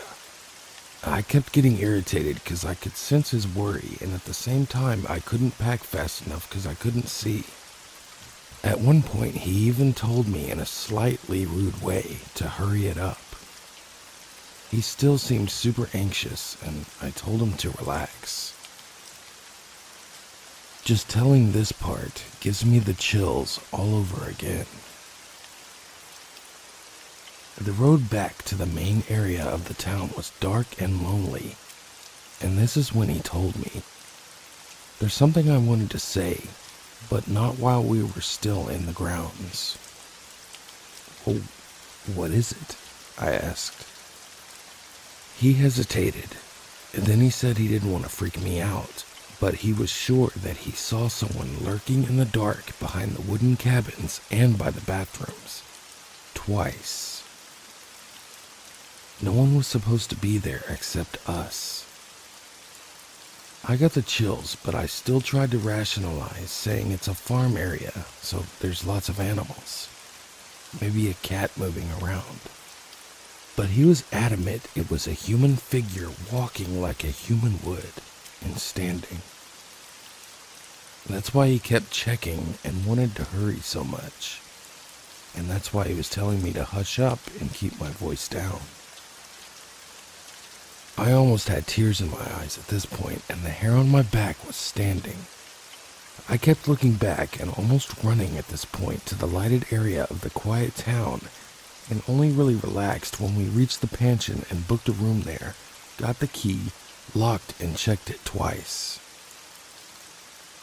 I'm generally a skeptical person, but I really do believe my boyfriend didn't just see things.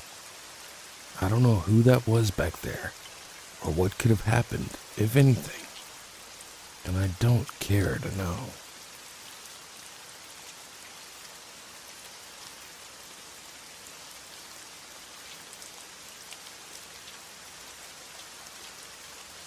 I live in a small county with a festival in May, and hog racing in June, and a curfew of 9 p.m. A few years ago, our county was shaken up due to multiple apparent overdoses. A few people were arrested that same month the overdoses happened. One of them was my older sister's boyfriend at the time, Jim. Jim was a dealer and cut his own stuff. Nobody knew what he put in it except for him, his runners, and my sister. It was laced with fentanyl, which is a pain medication. Taken in low doses, it causes death, and it is fast-acting. The addicts didn't know what was in the heroin, they just wanted a high. Jim and my sister, however, knew what they were selling to them. I didn't know what my sister was doing at first. Until years later, I met someone at school and befriended them. We were both new to the school and neither of us had a lot of friends.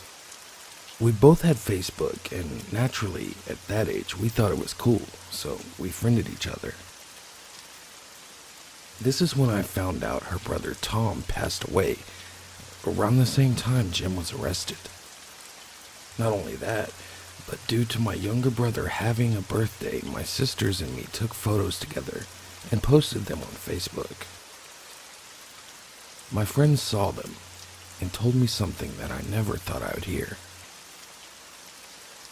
Your sister was at my house the day Tom passed away. My heart dropped because I knew my sister helped kill all those people. It wasn't just Jim, and eventually I got my answer when Jim called us from jail. He didn't want her to go to jail because he loved her, because he cared for her. My sister promised that she would wait for him. 2 months later, she latched onto another man who would eventually be found dead from apparent suicide. And after my dad passed away, she's gotten worse. She made death threats to us and wished death upon us for something out of our control.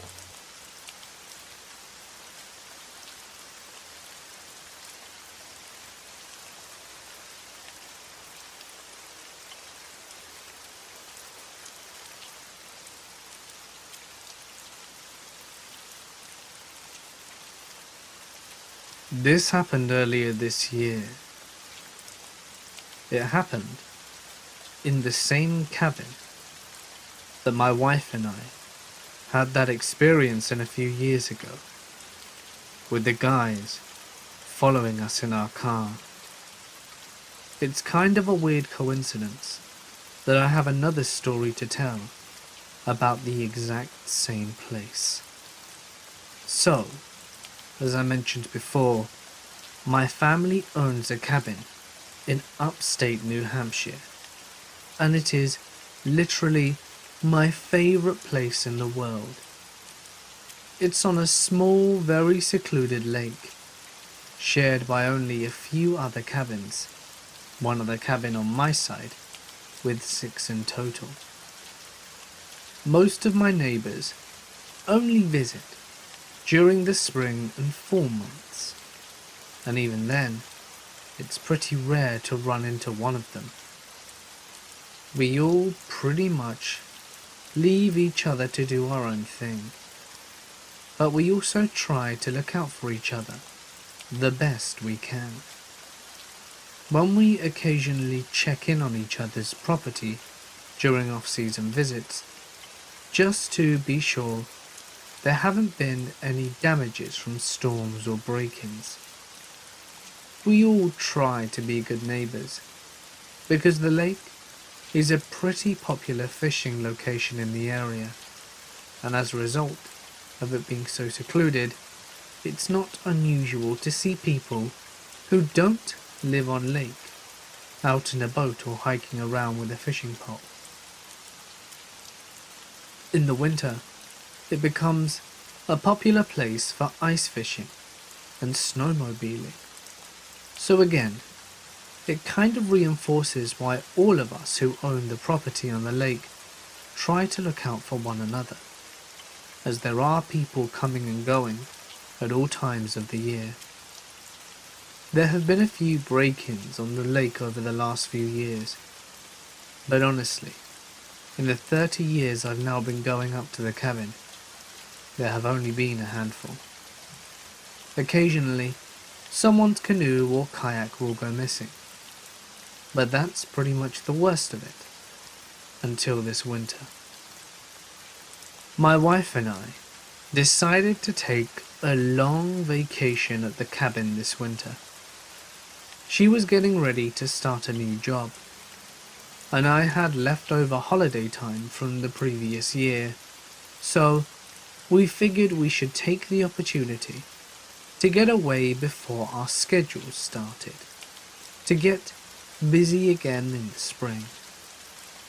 It was sort of an impromptu vacation.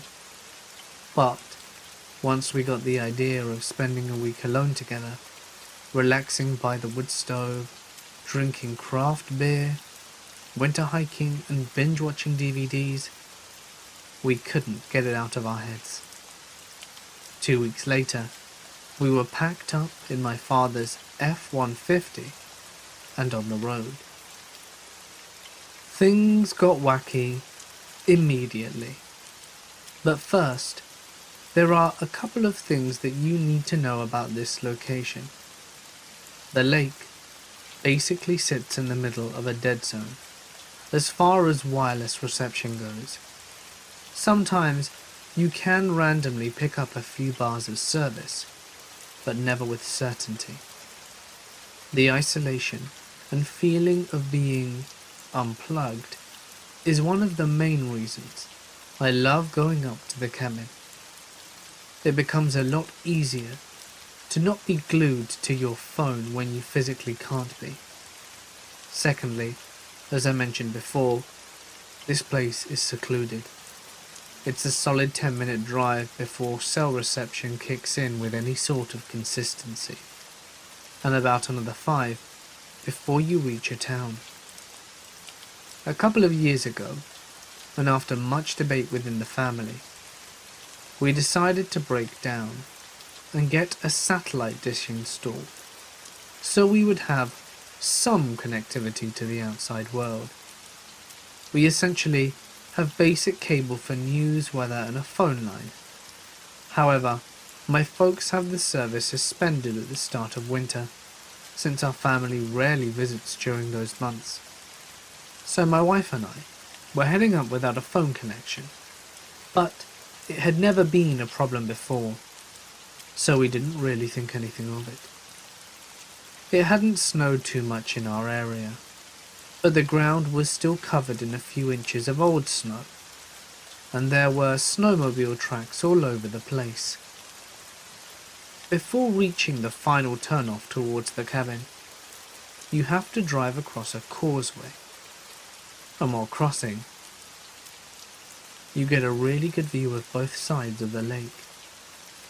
It had been cold for a few weeks straight, so the lake was frozen over, and I looked up over the lake and saw what appeared to be 2 guys ice fishing, sitting on a picnic table out in the middle of our side of the lake. It was my neighbour's picnic table. I knew right away that it was his, because of the very distinct paint job. This exact thing had actually happened before, and the last group of fishermen that did this left the table out on the ice, and it fell through once the lake started to thaw. So because of this, my neighbour had chained his new picnic table to concrete footing on the edge of his property. So that means these guys either broke the table to get it out onto the lake, or they broke the chain. I am also pretty confident that it wasn't my neighbour out on the ice, because he lives in Florida, doesn't fish, and never visits during the winter. This pissed me off. I say something along the lines of, "Again? What the hell is their problem?" to my wife, and she reciprocates in a similar fashion. Since both of us were in agreement, I sped up to get to the cabin and confronted them before they could run off. I didn't really have a plan, but I figured I would yell at them and threaten to call the cops if they didn't put it back, which I couldn't actually do. I kind of figured as soon as they saw the truck turn down the road, they would take off anyway. I was right, but oddly, more right than I knew. As I came down the road, I noticed a few things that struck me as odd. First, there were 2 dudes jumping onto and starting up snowmobiles that were parked in front of my neighbour's cabin.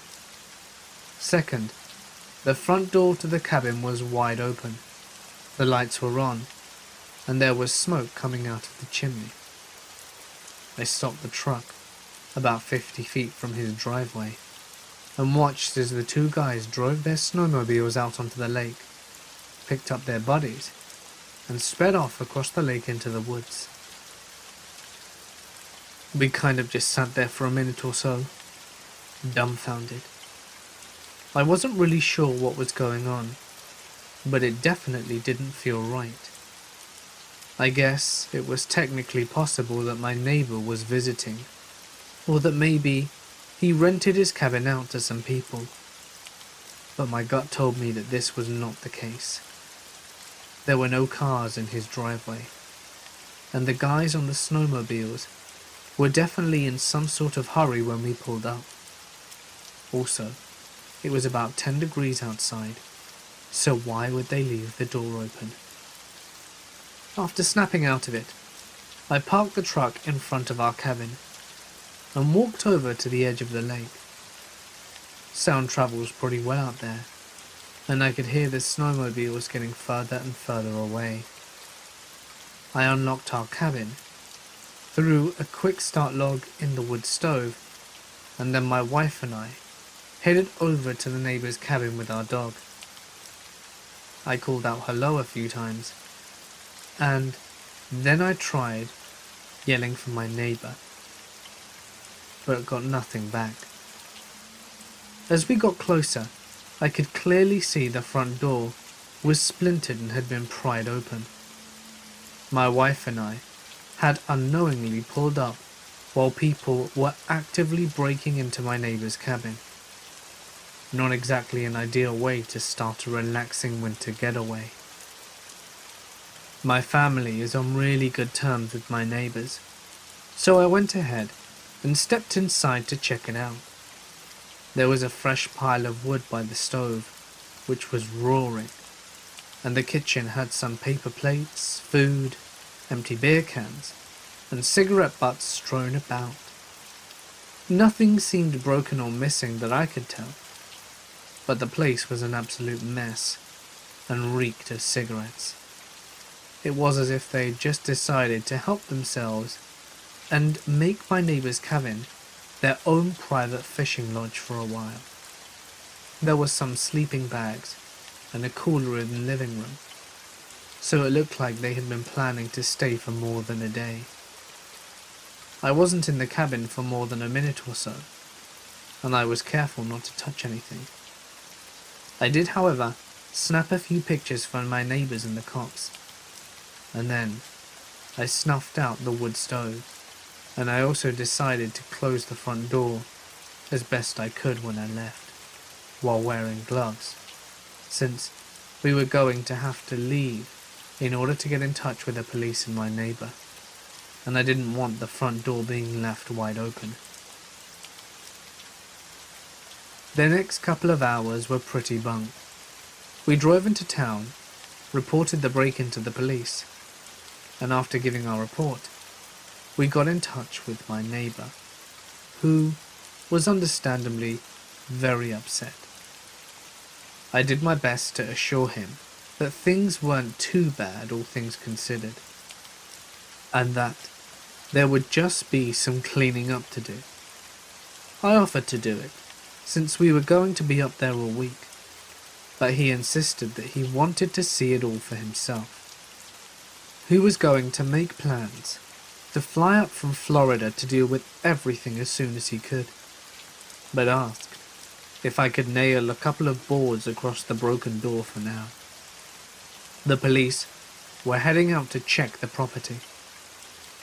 When we got back to our cabin, the police were already at my neighbor's checking things out. One of them came over and asked if I could walk them through everything that happened. I retold the story and ended it with something along the lines of, "So I left after shutting down the stove and closed the door behind me."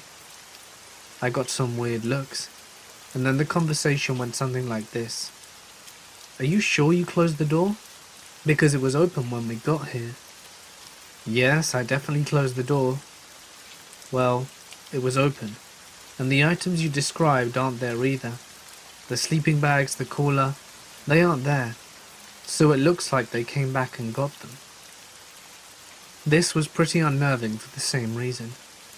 Why risk coming all the way back for some sleeping bags and a cooler with getting away? After getting away, they wouldn't have known for certain that we did or didn't call the police right away. So the cops suspected that they were watching us and came back right after we left, or that there was someone else in the area who we didn't see. I listened to the snowmobiles driving off, and they got pretty far away. They kept going until I couldn't hear them anymore, and the woods on the other side of the lake, a completely untouched wilderness for a few miles. I know this because I hunt turkeys out there, so I personally think there was someone else close by watching us. My wife really liked that little bit of information, especially since only a few years ago we had basically been followed by creepers on a previous trip to our cabin. The whole situation was just a giant downer. After a while, the cops finished up and let us know that they would keep a cruiser in the area. Not that that would really help, and that they were going back to check on the other cabins for any signs of break-ins. I nailed my neighbor's door shut, dragged the picnic table off the ice, as they had cut the chain, and headed back inside for a much-needed beer, or four. We had debated a little about cancelling the trip and heading back home for a staycation, but honestly, we were determined to enjoy our week, because we had really been looking forward to it. So we decided to stay. The next couple of days were great. We did exactly what we planned on doing, which was mostly nothing. We watched movies, snuggled, drank in excess, and made my world-famous chili, and my wife ate it. We had bacon, eggs, and mimosas for breakfast, beer, grilled cheese, and mediocre red box movies for lunch, and vodka tonics, hearty winter meals, and sexy times for dinner. It was awesome. Granted, every time we heard a snowmobile, we both gave each other an "oh shit" look. But after a few times, we were joking about it, and our "oh shit" looks morphed into a game of who can make the funniest face. We were just generally having a great time.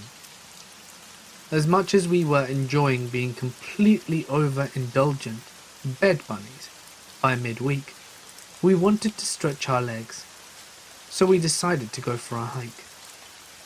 It was a beautiful day, and I knew the surrounding area very well, so I suggested we hike up to the dam at the mouth of the river that feeds the lake.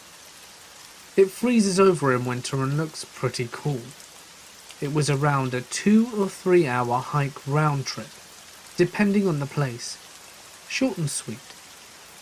We brought our dog along, and again, we were having a great time, enjoying the extremely scenic winter woods and each other's company. On our way back, things took an unfortunate turn. About 2-ish miles, 30 minutes from the cabin, we hear the whine of snowmobiles. We each made a funny face and joked. Then it got quiet and we kept listening. They were getting closer.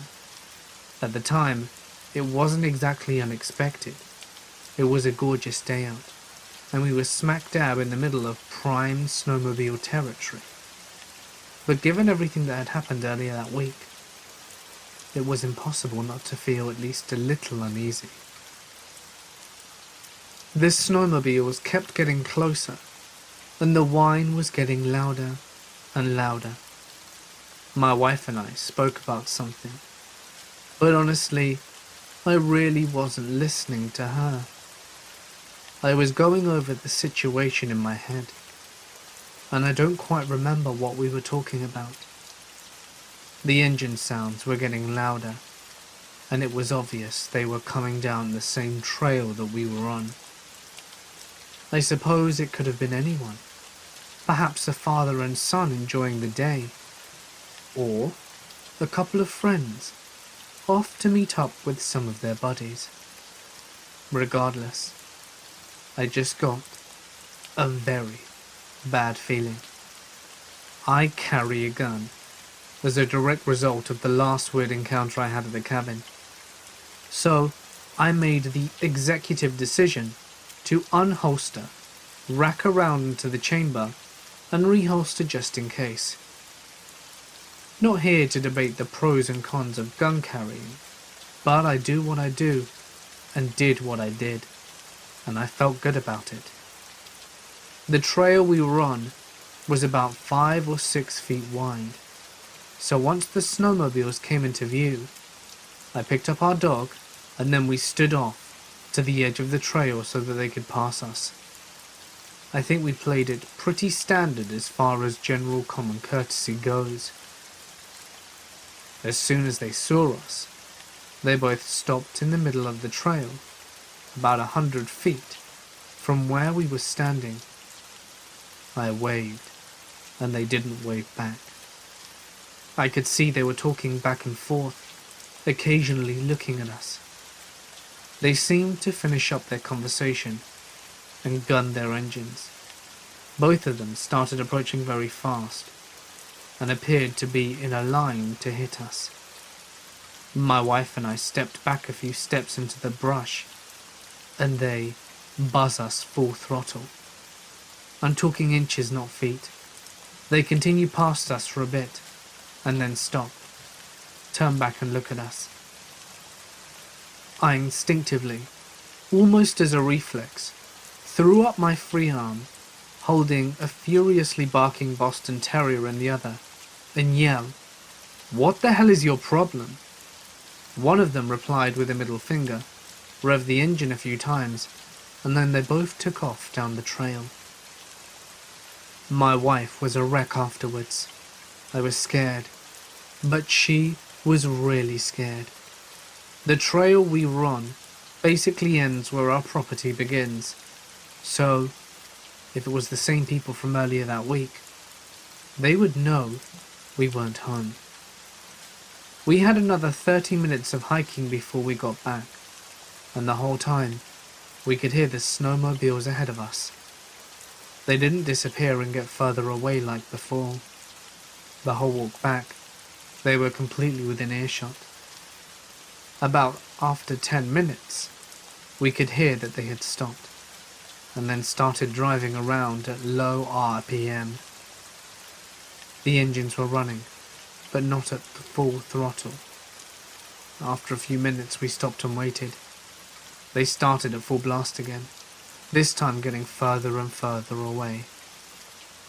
We waited until we couldn't hear them again, and then headed for the cabin. When we got back, there were snowmobile tracks all around the property, front and back. They had been circling the cabin. We had no way to call the police, so after an extremely short and extremely tense conversation, we promptly packed up, closed the cabin, and left for home. Vacation officially ruined. We contacted the police, but there wasn't much to say other than a couple of assholes on snowmobiles almost ran us over and then drove all over our property. We may have been more selective with our words, and the police were certainly sympathetic, and again, given the break-in at my neighbour's, they seemed pretty concerned about it. But in the end, there wasn't much for them to do. We gave descriptions, our information, and left. The thing that gets to me the most is that even though my wife acts like it didn't bother her too much, I know it did. I have been going to that cabin my entire life, and some of the best memories I have up there are on that lake. Now, I not only have one, but two terrible and frightening experiences at that cabin, where the person I loved the most in the world was potentially at risk. I'd never ask her to go somewhere she didn't feel safe, and honestly, I'm not sure I will feel safe going up there anymore. The good news is that both my neighbours and my family decided to have a proper alarm system installed, so at the very least, someone will be alerted to any future break-in attempts. However, it still doesn't help with the fact that when you are far away from help, you are essentially at the mercy of others.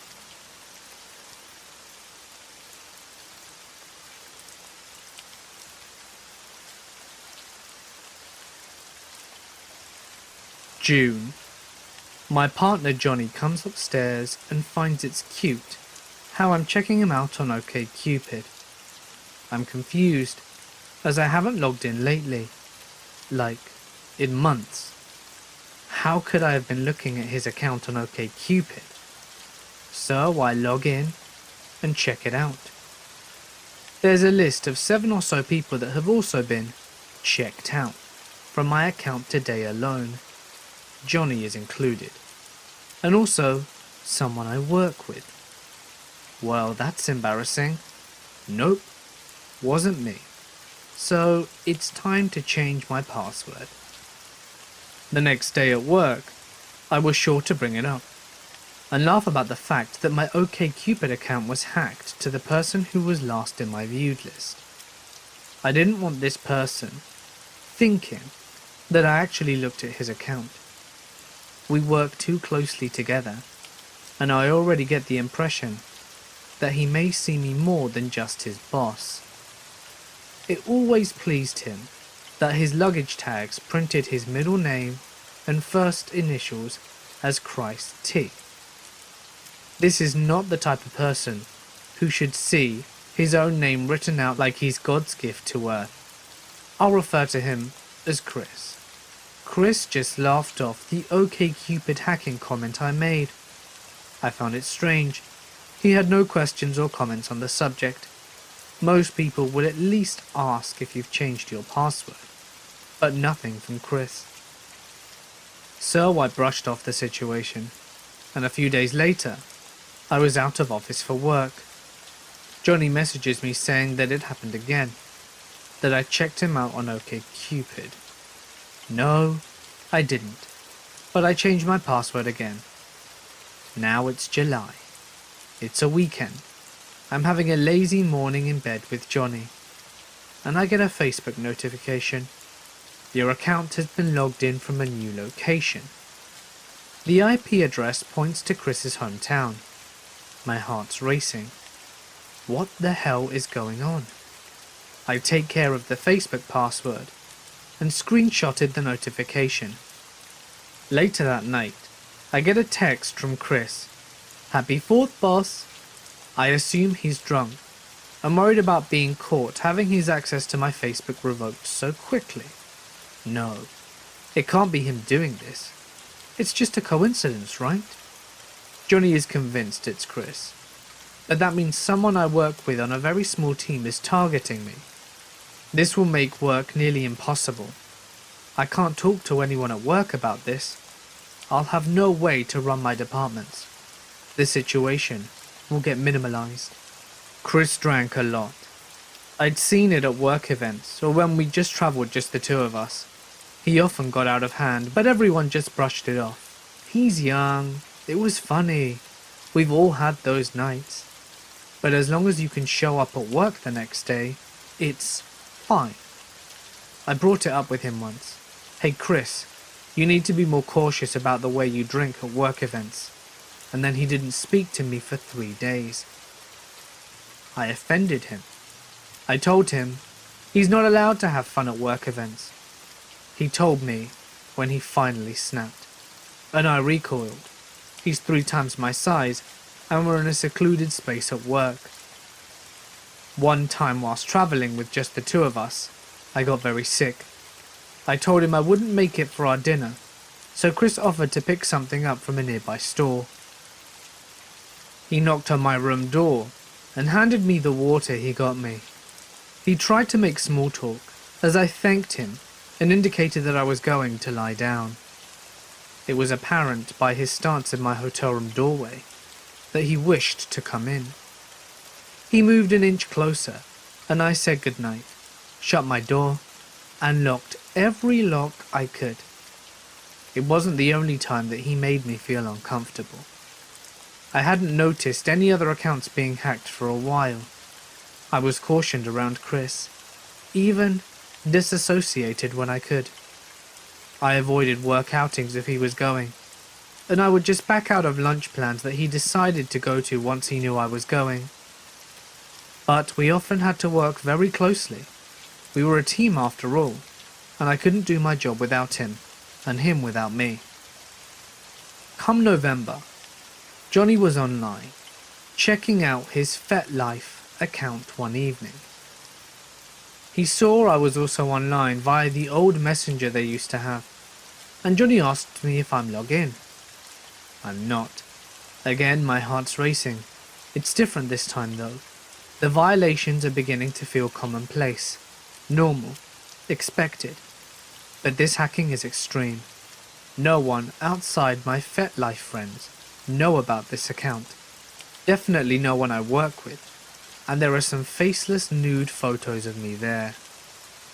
I reached out to FetLife. They gave me the IP address of the last login. It's the same as the Facebook hack. Shit. I can't avoid this anymore. I can't just pretend it's just coincidences. But I need proof it's Chris. All I have is an IP address and an intuition. I can't take that to HR. The police, maybe? Will they help? Or will it make matters worse if they need to contact my employer? I start looking into the logging history of any account that tracks it. My bank account. Why is there an iPhone logged into it daily? I don't have an iPhone, but Chris does. Shit. This is real. This is happening. So I call the bank when I'm at work. I ask them about the unknown logging, and Chris is at his desk, right next to mine. The conversation is easily overheard. I hang up with the bank, and they can't help. Chris doesn't say a thing. Under normal conditions, I feel that a co-worker would inquire. Wow, is everything okay? Did you change your password? Did money go missing? Nothing from him though. So out of character. He's always interested in my personal life, but at this moment he chooses to remain silent? The next weekend, I wake up to a phone call. The caller is calling from my phone number. My heart skips a beat, but I answer. No one responds. I just hear breathing. I'm losing my sanity. I've spent weeks, months researching IP addresses and how I might be able to use the information I have. I've lost sleep. I can't focus at work. Johnny is worried about me and my safety, and so am I. But what do I do? Johnny suggests we go to the police. I don't want to, but I'm at a dead end. The officer is kinder and more receptive to the situation than I expected. This serves as a reminder to me that this is a big deal. I shouldn't minimize it in my own thoughts. She takes the report, every detail, and they will use the IP to subpoena the ISP. Weeks go by. The officer on my case claims there's no crimes. The ISP records were never obtained. December comes along. My work email keeps doing this strange thing. Messages I've read keep being marked as unread. Weird. Is it him or just multiple devices I used to check it on? I don't know. I can't tell. The server doesn't keep a login history, that I can see at least. Should I talk to IT? I know them well. They will help. But that will make the situation real and known at work. No, not yet. I can't bring myself to do it. I can't do this anymore though. My heart is constantly racing. The slightest noise sends me into a panic. I get a security camera from my front door. I worry a little bit less when I hear the door slam from the wind, or when the dog barks at someone they hear. I'm becoming comfortable living in fear, as much as it is impacting my health. At least I have the pepper spray that John got me, and I carry it whenever I'm outside. Chris and I have shared accounts that we use for work. Maybe I can get an IP address from that. If it matches that, there's some proof, right?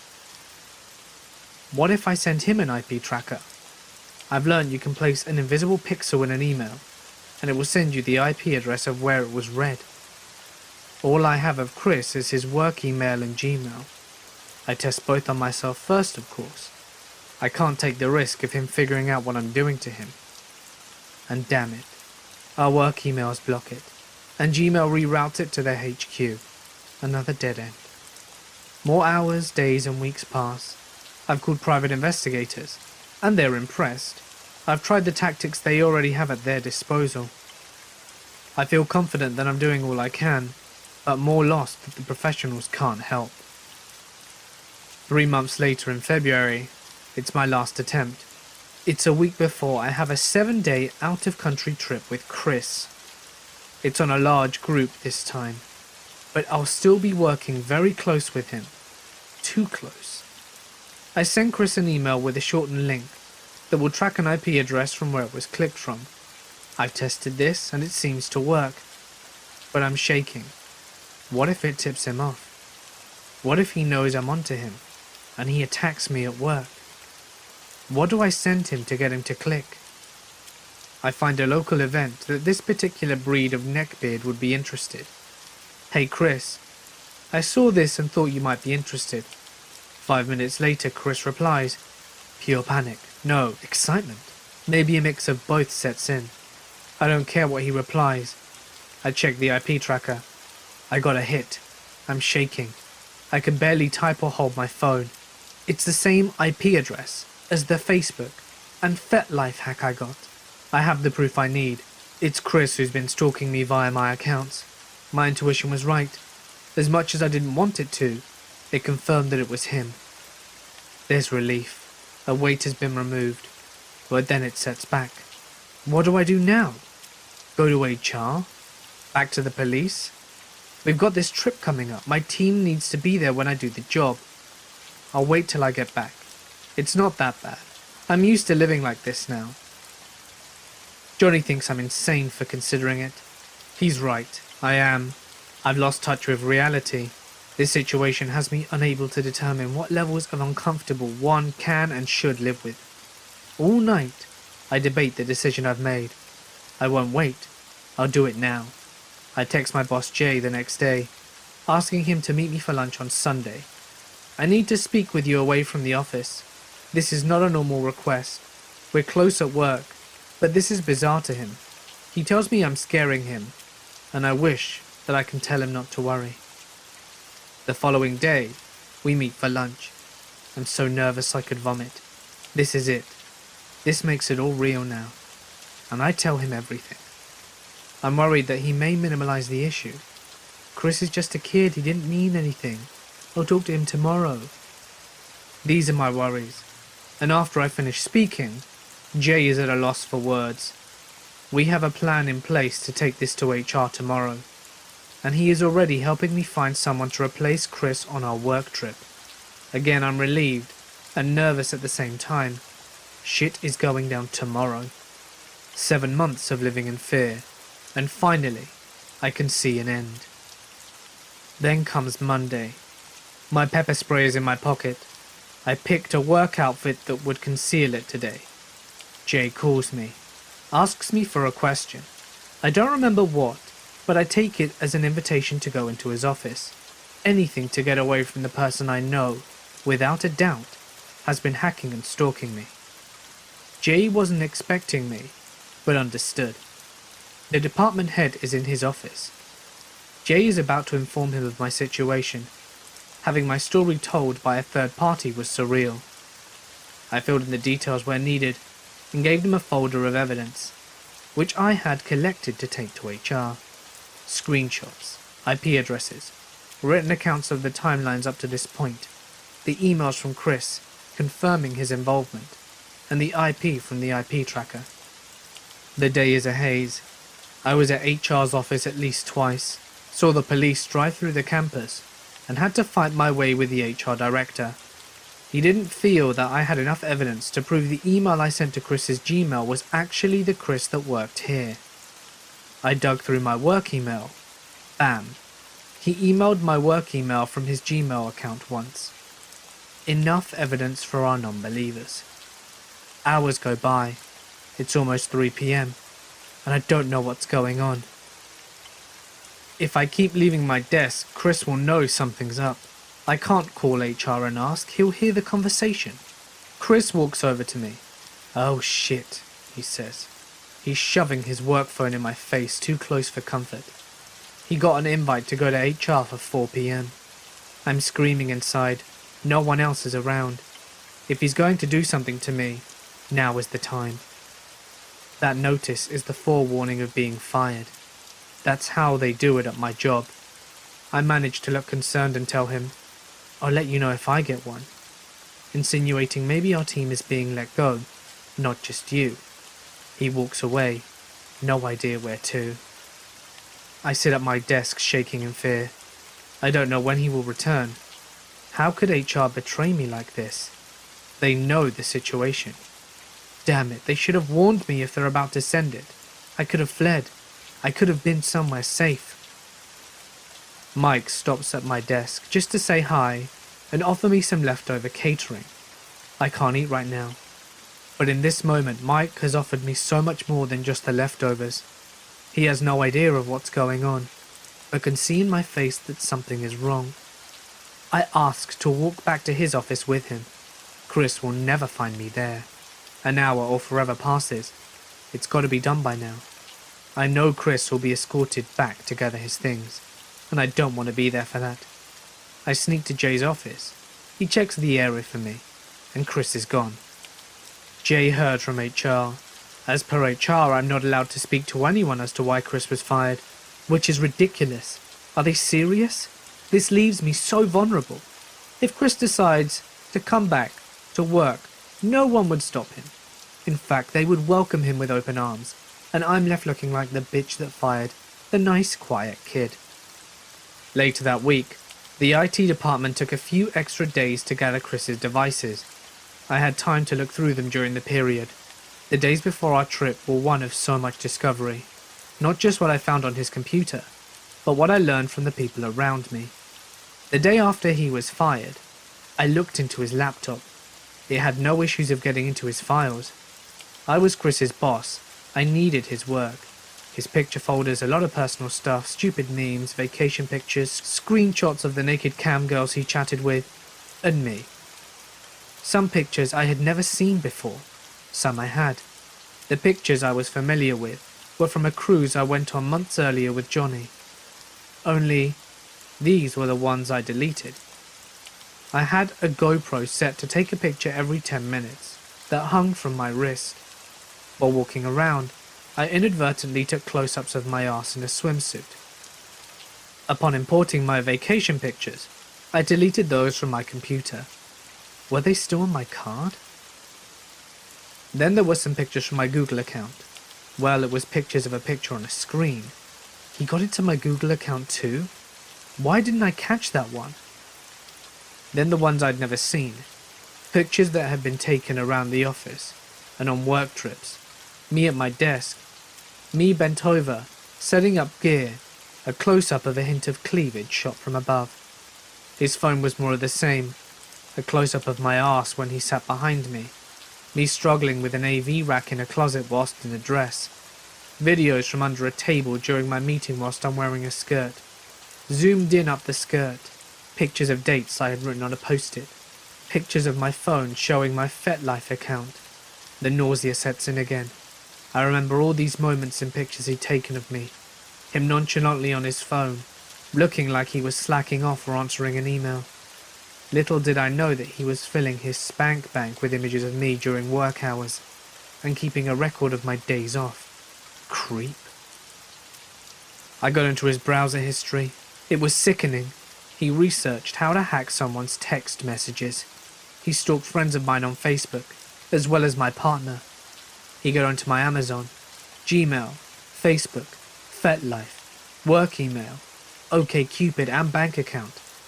He read old emails of past relationships and stalked images from events I went to. There was hard evidence now. I took it to the local police near work. They couldn't handle it, so I went to the country prosecution office. Most people wouldn't think of that. It was suggested by Johnny's friends. They had a computer forensics department that could handle the case. I met an amazing detective. He took my packet of evidence and listened to the whole story. It's becoming easier to tell, especially when it focuses in on the facts. At my office, I learned more about Chris, how he slandered me to my co-workers. I know I couldn't tell the people I worked with why Chris was fired. But for my safety, I knew I had to tell a few people, just the ones close enough to me. Once they knew the story, I heard things from them like, Chris would complain I didn't pay him enough. He lied and said he made only half of what he actually did to his co-workers. I even fought to get him above normal raises for 2 years. He lied and said I would withhold work from him, and they usually responded to him by telling him to talk to my boss or HR. Obviously he never did. You can't take lies to HR nor directors. He spread lies around the office, coercing co-workers to take his side, when I wasn't aware that there were sides to be had. From these people, I learned more about the obsession Chris had with me. He craved to have power over me. He showed them my FetLife profile. He bragged about how compatible we are on OkCupid. He even spoke about being obsessed with my partner. He told them that he tried to catfish me. I couldn't blame them though. Chris laid the groundwork and a bit of gaslight on them. To them, I was a bad person, and Chris was their friend. Chris was really good at playing the victim, and was never able to take any self-responsibility. 9 months went by. I followed up with the detective often. It took a good while to subpoena his evidence from my company, then run forensics, and in early September I got a call from the detective. They arrested Chris. They showed up early one morning at his home, where he still lived with his parents, and he admitted to everything. He took the card from the GoPro and recovered the images. He got my password once, when I was walking away from my computer, and he went through my phone when it was left at my desk. I would have loved to have been a fly on the wall. The shock to his family of the type of person who he actually is. Him, cowering whilst in handcuffs, face to face with what he'd done. No hiding behind a computer screen anymore.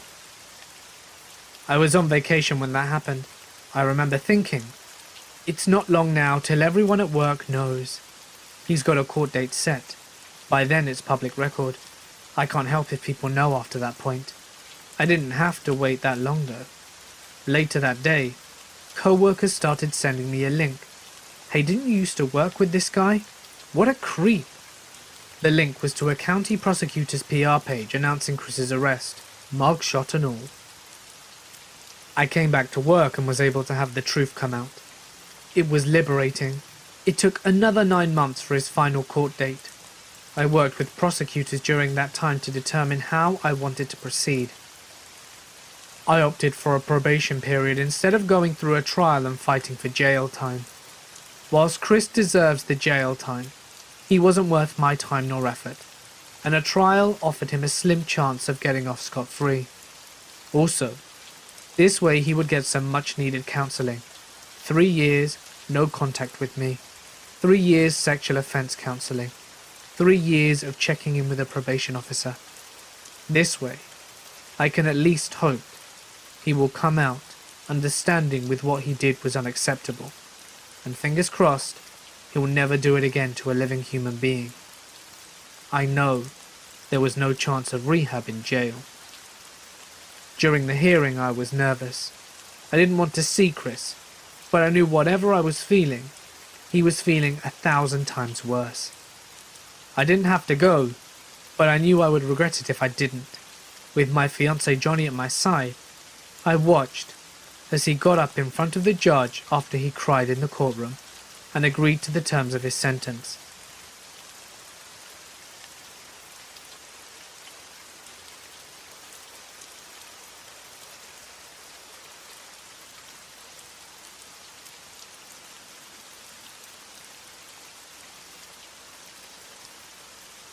When I was younger, my mom moved our family to northern Minnesota. The upstairs had my room, my brother's room, and the guest room, which was where the attic was, and my mom's room was in the basement. The kitchen and main living room were on the upper level. The hallway where our rooms were led to a bathroom in the kitchen. Now I have to say that the guest room always freaked me out. When I would open the door in the morning, I would see it and have to walk past it. It had a really bad vibe coming from it, and it made my stomach churn just looking at that door. The feeling got even worse once you were inside. It was always colder walking by that room. And when you went in, it was even colder than that. Almost every night, I would hear footsteps in the attic. It was a small attic, so no one could really fit inside it. A month or so after we moved in, we took a peek up there and found a flashlight and some other tools. They were in the back corner, so you'd have to crouch and walk to get them. So months go by, and every night there were footsteps pacing back and forth. My brother heard them as well, but he didn't seem to mind them as much as I did. Skip forward a few years and I'm 16, and the footsteps still happen. One night I was lying on my bed petting the cat. It was around 2:30 a.m. My lights were on and my bedroom door was open, and I began to hear the footsteps, this time coming from the kitchen. The footsteps then began to sound like they were running, back and forth around the kitchen and into the living room, all the way to the front door where it would hit the handle. I'm frozen in bed holding my cat, the footsteps continuing to go to the front door, and when it sounded like the handle was hit, I bolted up, slammed my door shut, and locked it. I think I angered whatever it was, because it ran to the kitchen, down my hallway, and straight to my door. Something began to pull on my door. The handle was being pulled aggressively, and after a while, it sounded like the door was being ripped from its hinges. It ended up making a crack in the door itself near the handle. The thing ran back into the kitchen, then back down the hallway, once again pulling at my door. It began heading back to the kitchen, but something extremely weird happened too. I heard another sound, like a dog. We only had one dog at the time, and he was in my brother's room with him. After about 3 minutes of the dog's paws clicking on the kitchen floor, everything went quiet. It was definitely creepy, but mostly bizarre. Skip forward half a year, and I was friends with a girl who was a few years older than me. She was 20 at the time, and I was 17. We'll call her A. A and I went out and bought a Ouija board. Dumb, I know. During the night, I would sneak out of my house and we'd go to very old churches, graveyards, and parks, trying to contact spirits. At one point, we had the planchette in the glove compartment, and the board was in the trunk. We just got to the church we were going to, grabbed the board, but we forgot the planchette. Yet upon looking in the glove compartment, it was no longer there. We had used it at the cemetery last, but now it was gone. We checked everywhere, only to find it 20 minutes later in the cup holders, which we had checked a dozen times since then. We brushed this off and did our session at the church as usual. After nothing seemed to happen, we got up to leave, but something sliced up A's arm. She wailed out in pain, and I could see a long straight cut going up her bicep. We ran out of that church. We went back to my house where she brought the board and planchette in, and we locked them away in separate spots. By 2 a.m., we had long gone to bed. I was on the floor and she was on my bed. The door was closed and locked. I was having trouble falling asleep though. By the time 3 a.m. rolled around, I was still awake. The footsteps in the kitchen started up again. I paused my show and began to listen. Then the door starts shaking again, the handle going crazy like last time. It's so loud that it wakes up A. She stares at the door with me and begins to cry. Being on the floor, I had an idea. I want to see if I can see the thing doing this. So I lay my head on the floor flat and sideways, trying to peer under the door crack. But there's no one there. Of course there's no one there. I didn't sleep at all that night, and the next day we looked in the guest room to see flakes of the attic door, as if someone had exited or entered the attic, or perhaps both. A leaves, and I tell my brother about the incident. He tells me it'll be fine, but I still decide to sprinkle some salt around the attic opening, and believe it or not, the happenings have stopped. I believe that whatever's in that attic is some sort of demon, but I can't be sure, because it switched between human and dog-like footprints so easily. Whatever it is, it's not human, and it's not of this world.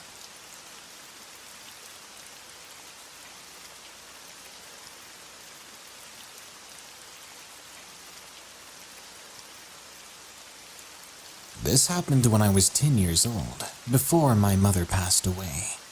It was the mid-80s in a small town in Texas. I was allowed to play outside in the summer until Mom turned on the porch light, which was usually every night between 8 or 9 p.m. Basically, if I stayed out until I couldn't see anymore, then there would be hell to pay. Now, I'd never known a dog that I couldn't pet, even the ones my older brother was scared of. I could always just walk up to them. They seemed to like me, even the strays and scamps about town. One day, I was out playing in the yard, watching the fireflies and playing in the little sandbox I had, when I suddenly heard a strange-sounding bark outside my fence. It was a deep bark from what I thought would be a very big dog. I looked away from the glowing fireflies, wanting to see this friendly dog. I was always up to meet a new furry friend. What I saw instead was a shadow of a massive dog outside our chain-link gate. It seemed to be fluffy and far blacker than even the night around it. The dog's head was down, so I could not see its eyes at that time. I still hopped out of the sandbox, ready to go meet the dog. I began walking towards the gate as the black dog stood there, then opened it. When out of nowhere, my dog Bambi, who was a mid-sized mixed-breed dog, came out of nowhere, snarling up a storm and getting between me and this other dog. Bambi has only acted like this one other time, dealing with a very angry man, but that's another story. As soon as Bambi showed up, the dog raised its huge head, growling a low guttural growl that I could feel as much as hear. I could now see two glowing red eyes like flames looking at me. It was then that I was finally scared of this thing that was obviously not a normal dog. I was so scared that I couldn't move. My dog snarled still, letting out a big, loud bark. My mother heard this and knew it was unlike Bambi to act that way. She ran out the front door and was behind me before I knew it. She also saw the black thing in front of me and saw Bambi between us trying to protect me. I'd never seen an expression on someone's face so terrified and angry at the same time. She grabbed me and began to yell out a random prayer. Then she grabbed Bambi by the collar and began to pull us back to the house. But that shadowy dog bit her leg, leaving a big gash, which would then permanently scar. There was a trail of my mother's blood leading all the way back to the house. But that shadowy dog, it wouldn't go past the gate, as if there was a border there that we could not see. After getting us inside, my mother quickly tended to the bleeding, cleaning the wound and praying faster than ever. Then she did something that confused me at the time, because I'd never seen it before. She began to sprinkle little lines of salt around every entryway and window. That night, I didn't sleep very well, and instead sat up with my dog in bed, waiting for daylight to break. From that day on, Bambi would never leave my side, except on days I had to go to school. I think Bambi saved my life. I think if she hadn't been there, that shadow dog would have gotten to me. After this experience, Mom got me an old small silver cross that I wear to this day. I definitely believe that dog was a hellhound, but why it wanted to attack me, I may never know.